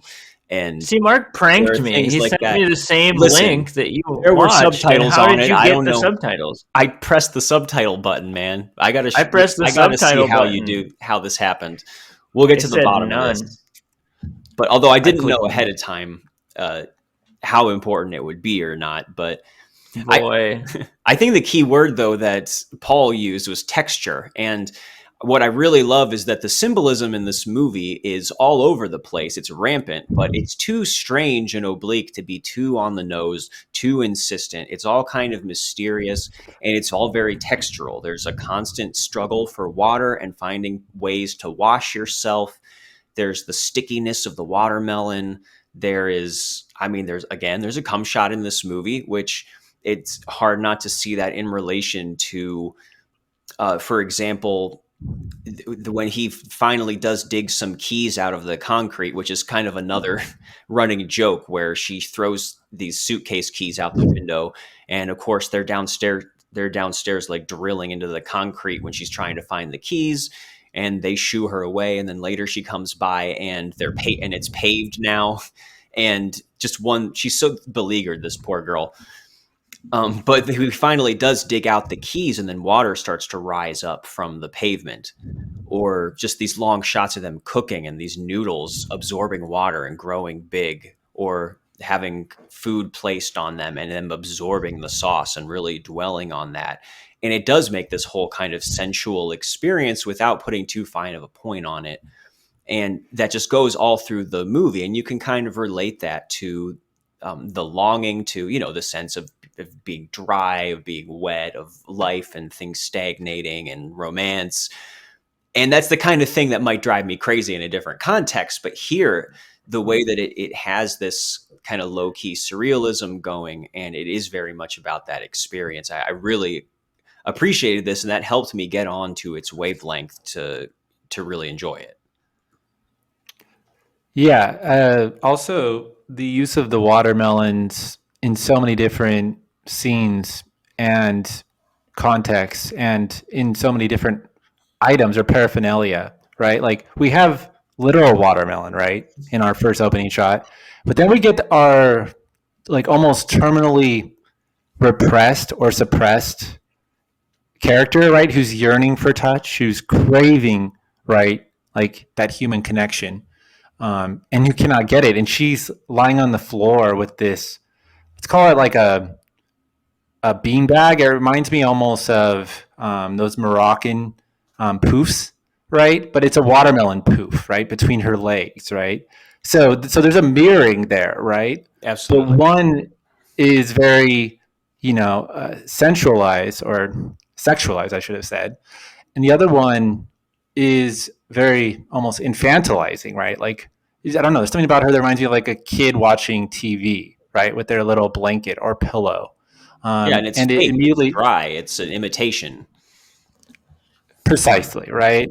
And there's a lot of just jokey moments with watermelons, right? They're all the umbrellas in one of the musical shots, right, where they're on the pagodas on the water are watermelons. That's the best scene. I love that scene. Beautiful, right? All those musicals, they're fun, they're crazy, they're filled with just pure vibrancy and creativity, and a very DIY element too, which I loved.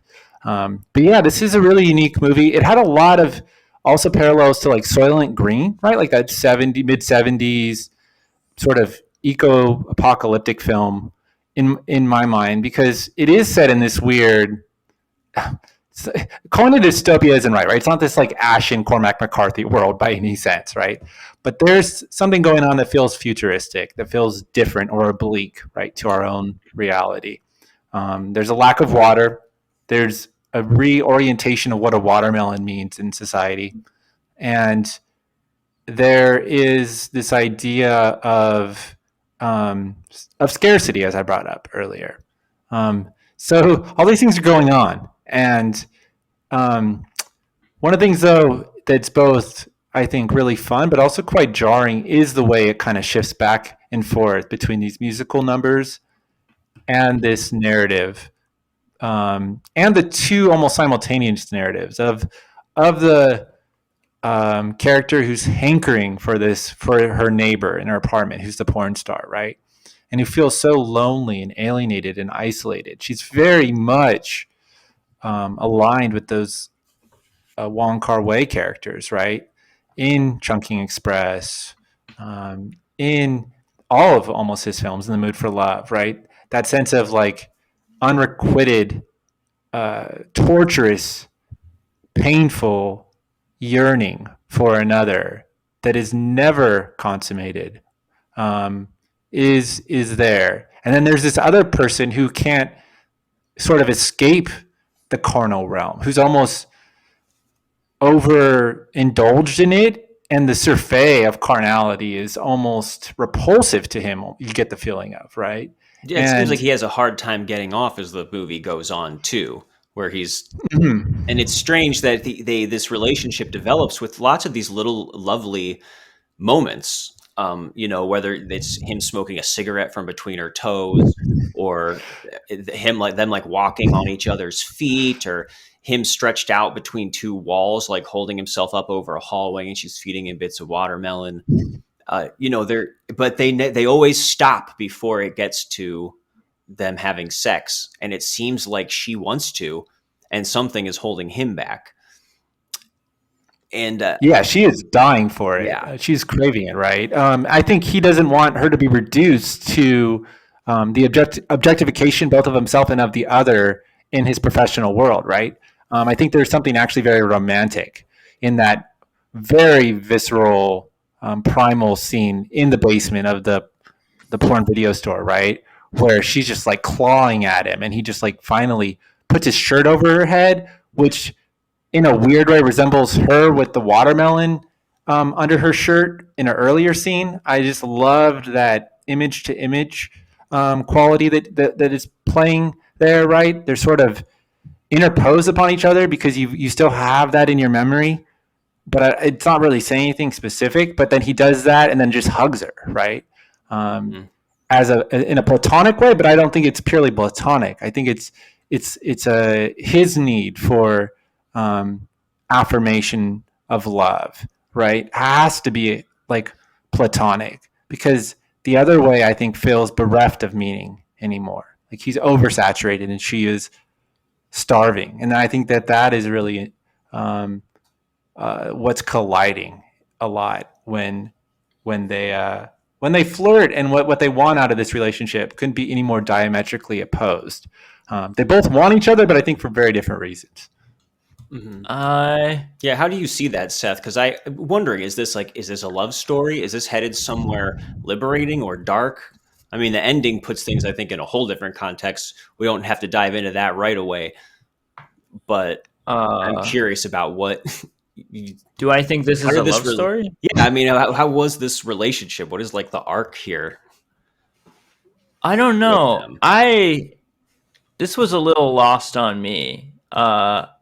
And again, I didn't get the dialogue. I was reading the wiki page along with it.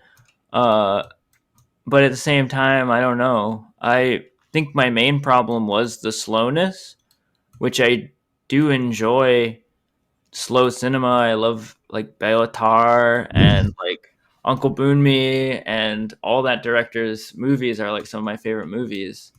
But I think the difference what I am attracted to in minimalism is when it's like elongating the time we spend with something for like maximalist results. And I just was not like feeling that here. I just felt like time was stretching, scenes were stretching, and the same thing was happening like by the end of that scene. I don't know. I didn't find a lot of it very like sexually gratifying, and I think that's kind of the point. It just was like about like sexy things being sort of awkward and being interrupted. And I don't know. I didn't really have a window in.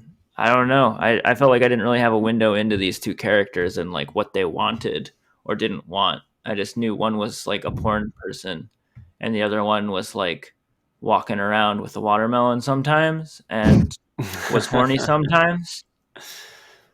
Yeah, it's funny that's kind of like the reaction I had in the realm of the senses, and I think we're kind of swapped on these two. That's crazy. There's so much less to go on here. It's just like, what? No, because I mean, this, the whole movie, the whole atmosphere is like externalizing what is going on inside. I feel like that's the, from the musical numbers and the way those pop out.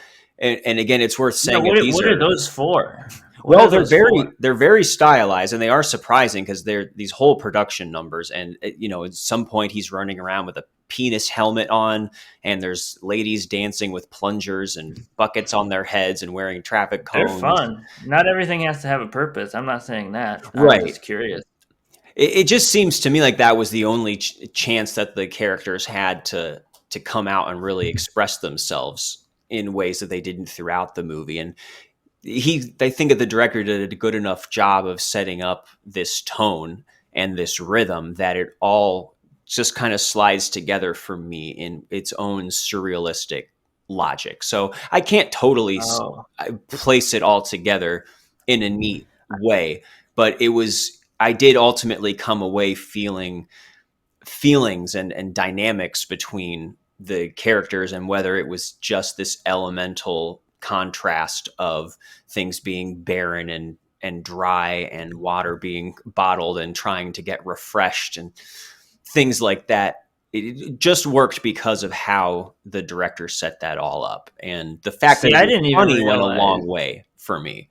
That this, I don't know. I didn't find it. I found it just awkward. I didn't find it very funny. I didn't even realize they were in the musical numbers, the characters. But he was. He was almost in all of them, yeah. And I thought they were quite quirky. This was a very goofy movie. There is a tonal element of like Amelie or something in ways. Yeah. But then it would go to much darker places. Like I said, the musical numbers had a John Waters sort of vibe to me. They were like high camp. But they were oddly interspersed into the film. And like you said, Seth, I mean, they could just be there. They don't have to have meaning. But I guess like a little part of me was, I think, irritated by how here,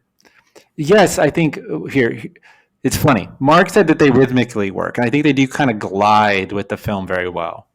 But I do think that they feel like creative interludes that are overly abstract and framed and pre-engineered in an inorganic way. I don't know. I just feel like I see the creative element in those scenes too much. I see the artifice too much. And I feel like, to a degree, this is just me completely spitballing, but the director, had this idea of these like fantastical musical numbers. Maybe he wanted to work with the silent film tropes and the sort of like maybe 30s and 40s, big Hollywood musical tropes. And he does an excellent job of both, in my opinion. But something about it feels a little plastic to me in that realm. I love them independently. I think they would make for brilliant, just sort of almost background projected videos at a party, or I just can't believe they haven't been more viral just online, just like in film Twitter, because they're so awesome. But within the tapestry of the film, I don't know, I'm a little bit ambivalent. I'm a little torn. I want to hear your take a bit, Marc, because you seem to have been able to tie it all together, or at least find more out of it, and I always appreciate that. Well, and again, I'm not sure it totally all ties together, but you could argue that the point is for them to stand out in a way that's jarring and artificial in the way that the rest of the movie isn't. And part of it really is just there are these bursts of energy and light and playfulness that are just appreciated in this context, and maybe you can't justify them. But I think about a work of surrealism like Celine and Julie Go Boating was one that came particular for me. I can't remember the director's name, a French film. And so much of that movie is absurdity and surrealism, and it kind of feels like stuff they were coming up with on that day, or that doesn't really all tie together. And a lot of it is almost ineffable as to what makes the difference between that being something that works in a particular movie or that doesn't. And I don't know, I guess the spirit just kind of worked for me here. And especially the very first time, you're so not expecting it to happen. And all of a sudden our main character looks like a merman and is lip syncing. These are all like lip syncing to songs. I don't know if they're standards or something. They all have that kind of feel to them. Mm-hmm. And, maybe they are love songs generally too that are being. Yeah, I recognize some of them. Yeah. So yeah, that's about as far as I can go. They're not necessarily like my favorite thing about the movie, but I again found them to be something that added to the overall texture, which, like you said, is just very quirky and off kilter, and definitely mannered. But yeah, I was happy that they were there, and they're so silly compared to everything else that we see. Am I the only one who found this particular slowness to be difficult? I would say perhaps. Like, I didn't find it slow almost at all, to be honest. I thought it kind of had a clipped pace. Maybe I think it's because the lack of dialogue. It can be really alienating. I've been to multiple films in theaters in Asia where I didn't have subtitles. And as much as it's sort of the psychedelic radical experience where you're forced to just exist with the surface visual textures, right? It is quite disengaging. So I think that might have put you sort of, on the outside looking in here. And what's interesting is there is so little dialogue, but I didn't realize until we're even having this conversation that a lot is trickling in, right? Through the TV, just through the small chatter that keeps you, I think, a little bit engaged. But like you said, Marc, these sort of musical sequences, right? They can be surrealistic and fun. I don't think they have to fit either. I guess there was just some part that felt a little too mannered. They felt a little too evenly distributed in the film. I think that was perhaps it. Like, they felt like every 20 minutes they would come like a verse in a song, and that felt too crafted to me. That was just, I'm nitpicking here. I actually really liked them. I thought it was a lot of fun. I like kind of films that just kind of oscillate or vacillate between wildly different tones and textures and don't necessarily tie everything up. But something about these, the way that they were sort of put very equidistantly from one another in the edit, I don't know. It just came out a little bit manufactured. But I just want to also ask a very basic question. Like, what was everyone's favorite musical number? Because we have like 4 or 5, and they are all a ton of fun. I really loved the umbrella one. And I forget what that place is called. It's like it's like these towers, these golden towers, but it's a famous place in Taiwan. And it just must have been amazing to actually be there and witness. But they're just like all over the place with these crazy watermelon umbrellas. And that's where the guy is like in drag, basically, right? Where he's like in a dress dancing around with them. Yeah. Yeah, on the like sort of pond, right, with the pathway. Yeah. I haven't actually been to that one, but I've been to one just like it. And I actually don't think that is in Taipei. I think it was shot in a southern city that starts with a Y. But I was looking it up. I also don't know the name off the top of my head. I've never been to this city, but I was all immediately like gasping, "Oh my gosh, it's this exact spot in Taipei!" But then there was like 2 of the dragon pagodas, and I had been to one that I know only had 1. But anyways, it's boring. But yeah, that's a great one too. And the umbrellas, the use of that, right? It reminds me of like the a little bit of the umbrellas of what Cher. How do you the Cherbourg. French film? Yeah, Yeah, Cherbourg. Thank you. Yeah, I always say that. I always botch everything. But it reminded me a bit of that, right? Very bright and vibrant. It has, that golden age Hollywood sparkle to it, and I think that those inspirations are trickling in. But anyways, first, Mark, do you have a favorite one?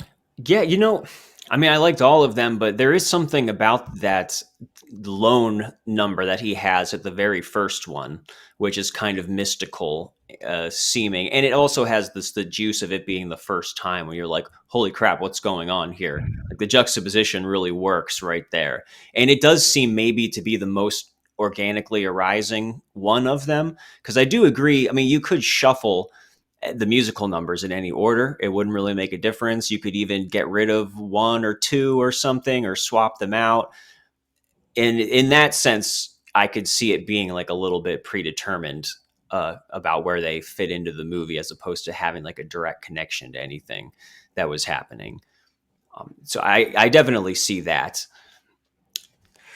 Yeah, I love that one, right? It's very wistful. He's like serenading to the moon, and he's got that sequin, like you said, merman costume on. And that also really there had been no other musical numbers after that too, and that would be like this one strange thing that stuck out. I mean, that would be kind of effective too. I don't know. I think it'd be more, but then I also love all of them, right? But yeah, that also captures the sentimentality, the melancholy of that character very well. Whereas some of them, like the bathroom one I mentioned, right, where all of the women have like cones over their breasts, is very juvenile and fun and creative, but kind of dumb. I don't know, it's a little bit dumb for me. Like that one's like the most tempting to share with like your friend, like to send them like a YouTube. I even tweeted it, like, what the hell, like people need to be watching this, right? It's just like a bizarre La La Land for all those like La La Land heads. Like it's so much more creative and homegrown, like grassroots filmmaking, kind of creating the same net effect. But one that was really interesting to me too was the one that had the like 50s doo-wop vibe, and like the women had their hair like kind of coiffed, and they were like kind of erotically touching the statue. I was very curious to know, like, was that an old Taiwanese leader? How on earth did they get the rights to do that? It felt like they weren't desecrating it, but like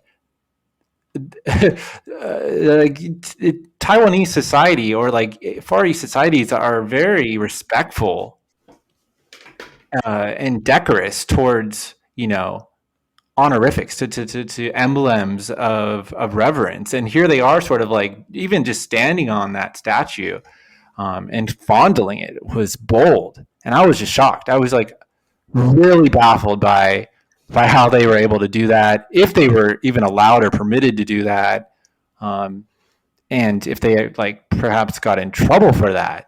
That seemed very daring to me.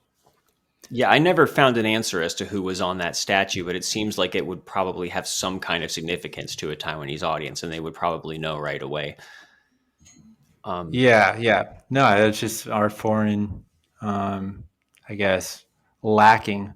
We just don't know. I don't know. That's where research comes in, but I wasn't able to find anything on that. Yeah, subtitles don't reveal that much. But I really want to get your guys' thoughts on the climax to this movie, because I feel like everything hinges on this, and it's a very strange place this goes to. Again, if you haven't seen the movie and are planning on it, you might want to tune out now. But make a long story short, our main female character finds the girl that the main male character has sex with on the porn videos unconscious in an elevator, and she drags her into her apartment, tries to wake her up, can't wake her up. She eventually gets help dragging her into a different room, and the porn shoot goes on as planned with her unconscious. And God, this is such a strange, like, I really wasn't sure what to make of this while I was watching it. But so this long sequence of him having sex with this passed out porn star, and the main female character staring through the window, and they lock eyes, and they even get kind of juxtaposed with the wall between them, as if he's having sex with her, but he's actually doing it with this unconscious body. And that goes on and on until suddenly he runs away from her and is able to climax, I guess, in the mouth of the girl who's standing at the window. And that is where we end. And I would like to get everybody's thoughts on, is this supposed to be something that is a victory for him? Or is this something that this is the only way she was able to finally get what she had wanted, which is not really what she had in mind? What are we supposed to take away from this, Seth? What did you take? I have no idea. I got nothing. I have nothing. I thought it was really disturbing, the whole like having sex with the dead girl, and I don't know, any of the humor like creating that vibe was gone pretty quick, or like not pretty quick, like even if it was there for like the first like 60 seconds of this long sex scene with a dead woman was kind of taken out of the room dead, for me. Almost worse. Is she dead? Well, she seems dead. I don't think she's dead. I feel like she's dead. I'm pretty sure she's unconscious. She's not. She's unconscious. Yeah, they definitely show her slightly conscious. Right, she's in a stupor. She's like either doped up or just like, I don't know. Maybe she didn't get her watermelon fix, because there's this element almost of like the watermelon specifically with this character as being almost her like lifeblood, right? Like that's why I think she freaks out in the elevator earlier. Okay. Yeah. I mean, which is worse on it. I mean, it's only either worse. Way, yeah, it is. Maybe it is worse person. In a way, but yeah, it is like this pretty gross rape scene, basically. And again, like any fun, like any dark fun, kind of gets lost pretty quick because it is just so long and kind of just like boring fucking for a long time. And I started like scrubbing forward. I was pretty bored. And then I don't know. He hops up and squirts it in her mouth at the end. Just like because they had tension throughout the whole movie. Yeah, definitely. It's the culmination for sure of that tension. There's definitely a intriguing shot, right, from the side, a peripheral shot that's got the wall between them, right, and then we have the circular grate. I do like the visual setup of the whole scene. It reminds me of like Paris, Texas. It reminds me of like a lot of films where like they end with like someone in jail where the two hands touch on glass. It's a kind of a repeating trope in cinema, right? With a wall between two characters in some way. It's a unique one though too, right? Because you have this weird, like I said, latticed window that's circular, but it ends up, having a space that can be penetrated, right? Pun intended, I guess. But no, it's weird. It's very dark, right? Yeah, I hope it's not supposed to be funny, because it certainly isn't. No, it's definitely not funny, but I don't know if it's supposed to be read in the sense that most, people, especially in American audiences, might read it. I think that the focus is less on the unconscious woman and more on the two main characters. I think that they are saying something about the unconscious woman, absolutely. I've very thinly read that this was a critique on pornography. So there's something to be said about like, it's a statement of like the sort of uninhabited self, right? She feels extremely dehumanized or almost disembodied, right? Like she no longer has subjectivity, right? Yet the film crew is frantically just trying to get their shot, right? They don't care about the human, right? Beneath the skin, right? They just care about the image, this obsession with the image. But then there's the element of the voyeur, right? The voyeur who yearns and craves and who feels alienated watching. and she's at first, I think, haunted and terrified and horrified by it. And then there's this turning point where she seems that she's somewhat tantalized by it. That's almost even more disturbing. And so you get this gaze of the outsider and the echo of the gaze.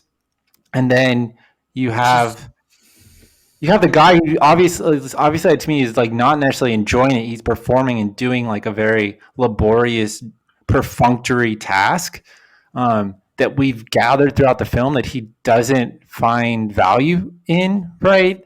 Or he doesn't necessarily like, I don't know. I don't think he finds a sense of fulfillment in it.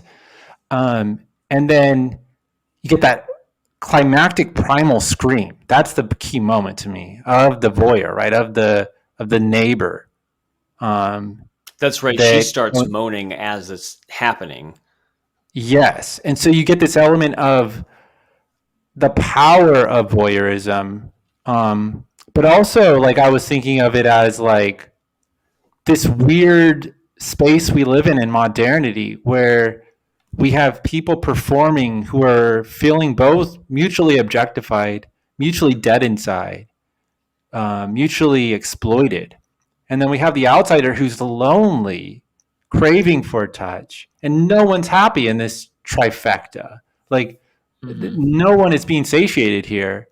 And so I don't know. I think that the last moment where they actually, you know, as you said, he jumps up is very cryptic, right? And where he goes and they finally unite, right? And we get a close up also of sweat on his back or thighs or butt or whatever, which has to do with the water. I think for the like one of the moments too where perspiration and water element comes in. Well, and she gets a tear coming down her eye too. We do get this shot of him inside her mouth and this tear coming down. With the tear. And beautiful. Not the sense that like it's, that's great. That's definitely working with the water theme. Yeah, go ahead. Yeah, but no, I guess, I mean, it's hard for me to come away from any other way than this being a very bleak ending, besides the circumstances that led to them being there. But that almost this was the only way for her to physically connect with him and for him to physically connect with her, or maybe anybody.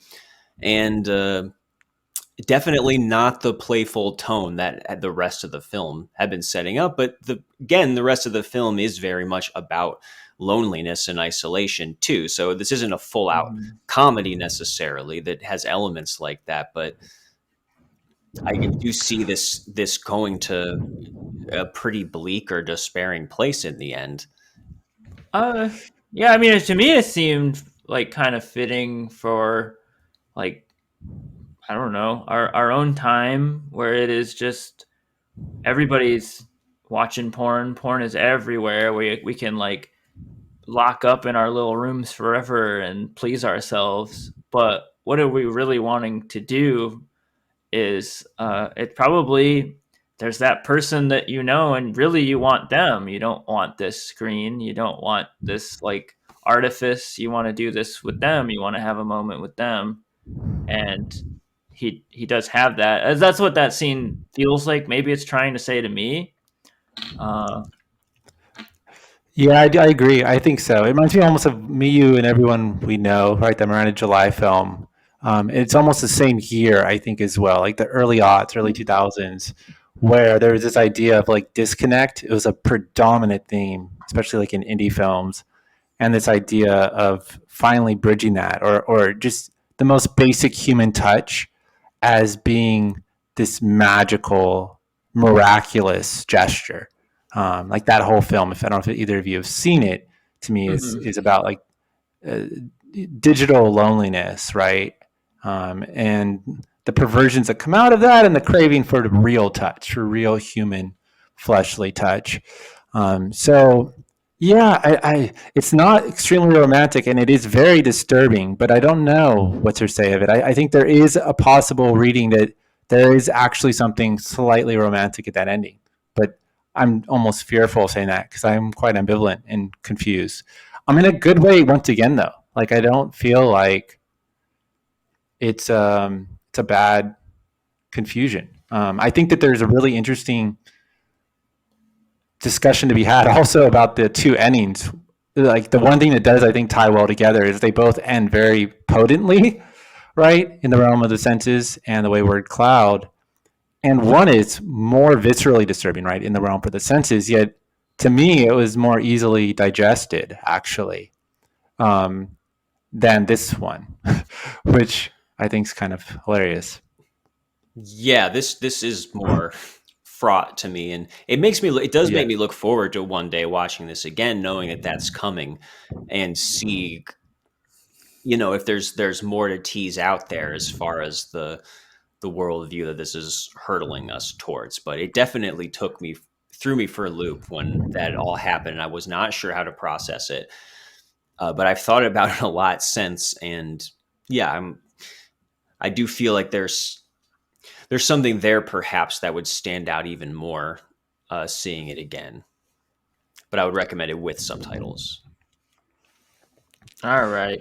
I sat here. I opened it up again. I'm looking at it. The two options are subtitles off or subtitles off. I clicked them both. There's no subtitles.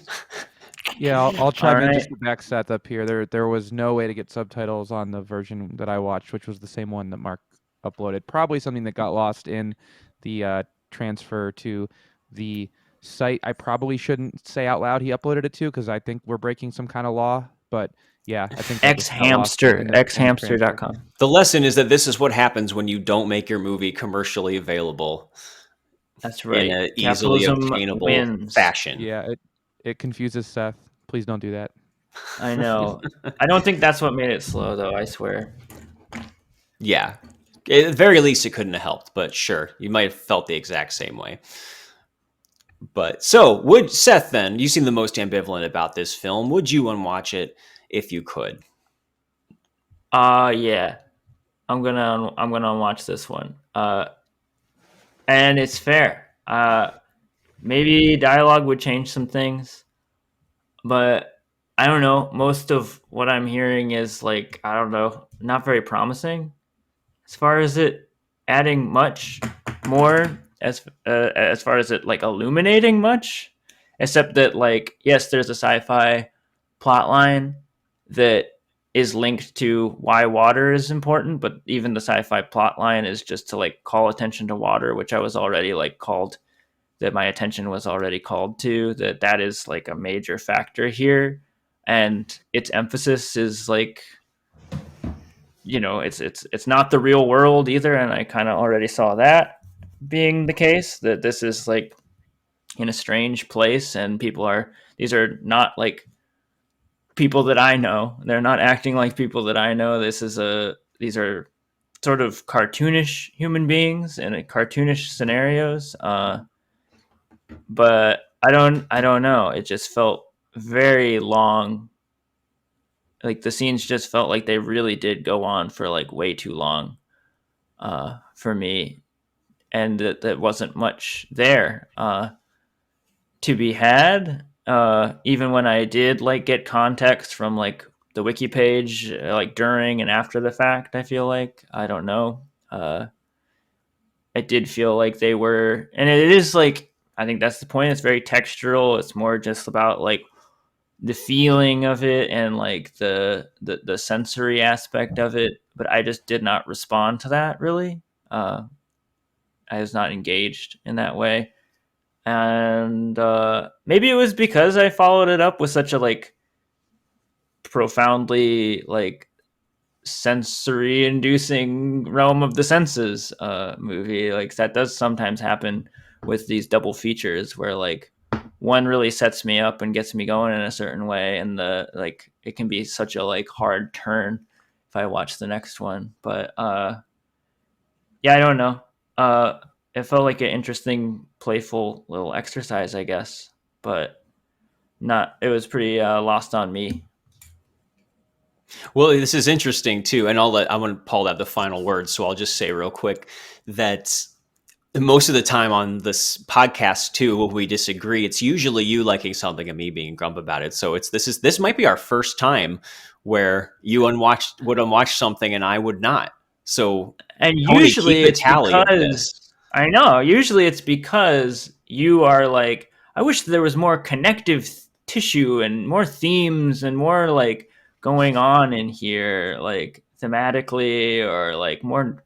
And then but that's what I'm like asking for out of this one. I think more ground to stand on, and I'm all like in the other corner, usually being like, "Yes, hurl me into the abyss, make me confused, please."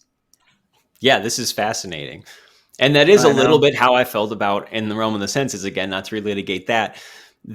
Mind blowing to me. I don't think we're ever Right. gonna get married. No, not maybe. Yeah, someday far in the future, but yeah, with this, You think so? the You style think went so? a long way. Well, I don't believe the law should be involved in our love, but the there Thank you. that's in since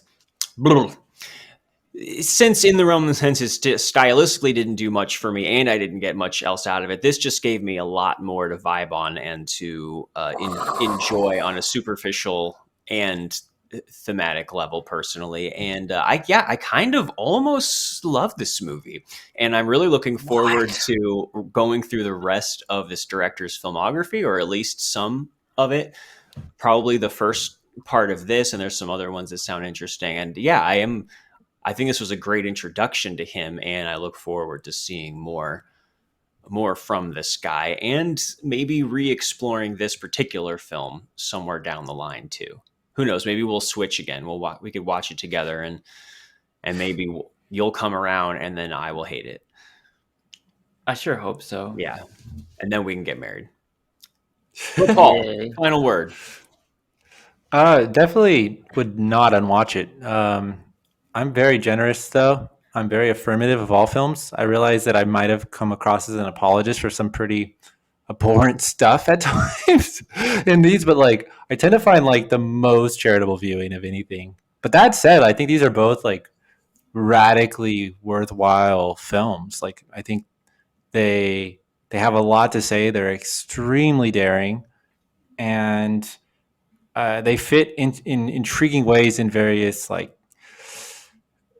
canons of mine, right? Like I feel like I was getting a little sick of like Days of Being Wild and Chungking Express recently, right? Like I mentioned it multiple times. I was a huge Wong Kar-wai fan. They feel a little twee lately to me. And yes, this one's also a little twee, but I don't know, it has a boldness that goes to a very new place for me. I also think that for Taiwanese cinema, even though I don't know too much, I can't imagine this not being one of the ballsiest movies made. Period. And I'm just all for people that are pushing boundaries in any way. And it wasn't boring at any point for me. I found the minimalist exposition, yet the subtle and effective world building to be more creative than like your normal quasi post-apocalyptic set or setting. And I don't know. I think that it's a little dated. This story of like I would read it as a story of alienation and loneliness, craving touch, but it still resonated at the end. As torn as I was and disturbed as I was about some of the choices, but I don't know. I think film should disturb us. It's artifice. Life is way more disturbing. So I don't know. It would. I would prefer to grapple and be challenged by these things through a mediated experience than through a direct experience. And so, yeah, I appreciated it. I appreciated them both. I thought I actually wildly different tonally and thematically, but equally aggressive cinematically. Like these are both aggressive movies, just in terms of their creative energy. So, thanks for having me on and inviting me to watch these both. I'll definitely watch more oddly enough, I'm more interested to see more of Tsai Ming-liang's films for some reason. I don't know why. Maybe because he is just a more modern filmmaker. And I've heard so much about like Goodbye Dragon Inn and Days and so forth. But I'm very excited. Yeah, but for both of them, I want to see more. So because I do hear this is an outlier. If nothing else, we came away, or at least I came away, with a new appreciation for watermelon and a not wanting to ever have a hard-boiled egg again. So it was really a trade-off. You should watch Tampopo. See, I did. Yeah, I want the hard-boiled. I want the hard-boiled egg. Same. Yeah. But what does that say about our sexualities? You know. Who knows? We haven't gotten any closer after both of these movies. But yeah, I really want to thank Paul, and just want to plug again Cinematic Underdogs. Do you guys have like a specific release schedule or something that's coming out soon that people can check out? Yeah, we come out every 2 weeks with a new episode pretty much on the dot. Our next one is California Split, and my buddy Mike Harris. Yeah. I love California Split. Yeah. My favorite little gay movies. Yes, I wish they would just kiss at the end. Same, right? One of the greatest bromances of all time. Mm-hmm. So, yeah, like I said, we definitely explore the margins of that genre. But you can find us at like Anchor or Spotify or whatever. As Marc said, I'm on Letterboxd and I'll review everything there. That's me. It's me and my buddy, right? But I'm behind the avatars or the Twitter or everything. He shows up for the pod and we chat. But yeah, so if you want to interact, just look me up on any platforms. But yeah, please check. I would say check out our next one. It's a fun one. We already recorded it. It's just got to get edited and put out there. And yeah, for this audience, I think it would work. I mean, it's an Altman movie and it's one of Altman's finest larks, right? It's a little fun ditty, but man, is it unforgettable. And Elliot Gould is in his prime right after The Longest Goodbye. It's so good. Totally. All right. Yeah, we will link to that then in the episode description for this. And if you can tell anything from this conversation, obviously his podcast, whether or not you're super into sports or sports movies, you're going to get a thoughtful discussion out of it. Or water sports, you know. True. Oh, I'm down. Yeah, we'll have to start planning the Unwatchables sports movie edition. Maybe we can have you back someday to find the nastiest ones out there to sit through. Oh yeah, we need your help with that. Yeah, man. Remember the Titans. It's gross shit. Disturbing. Yeah, quite disturbing.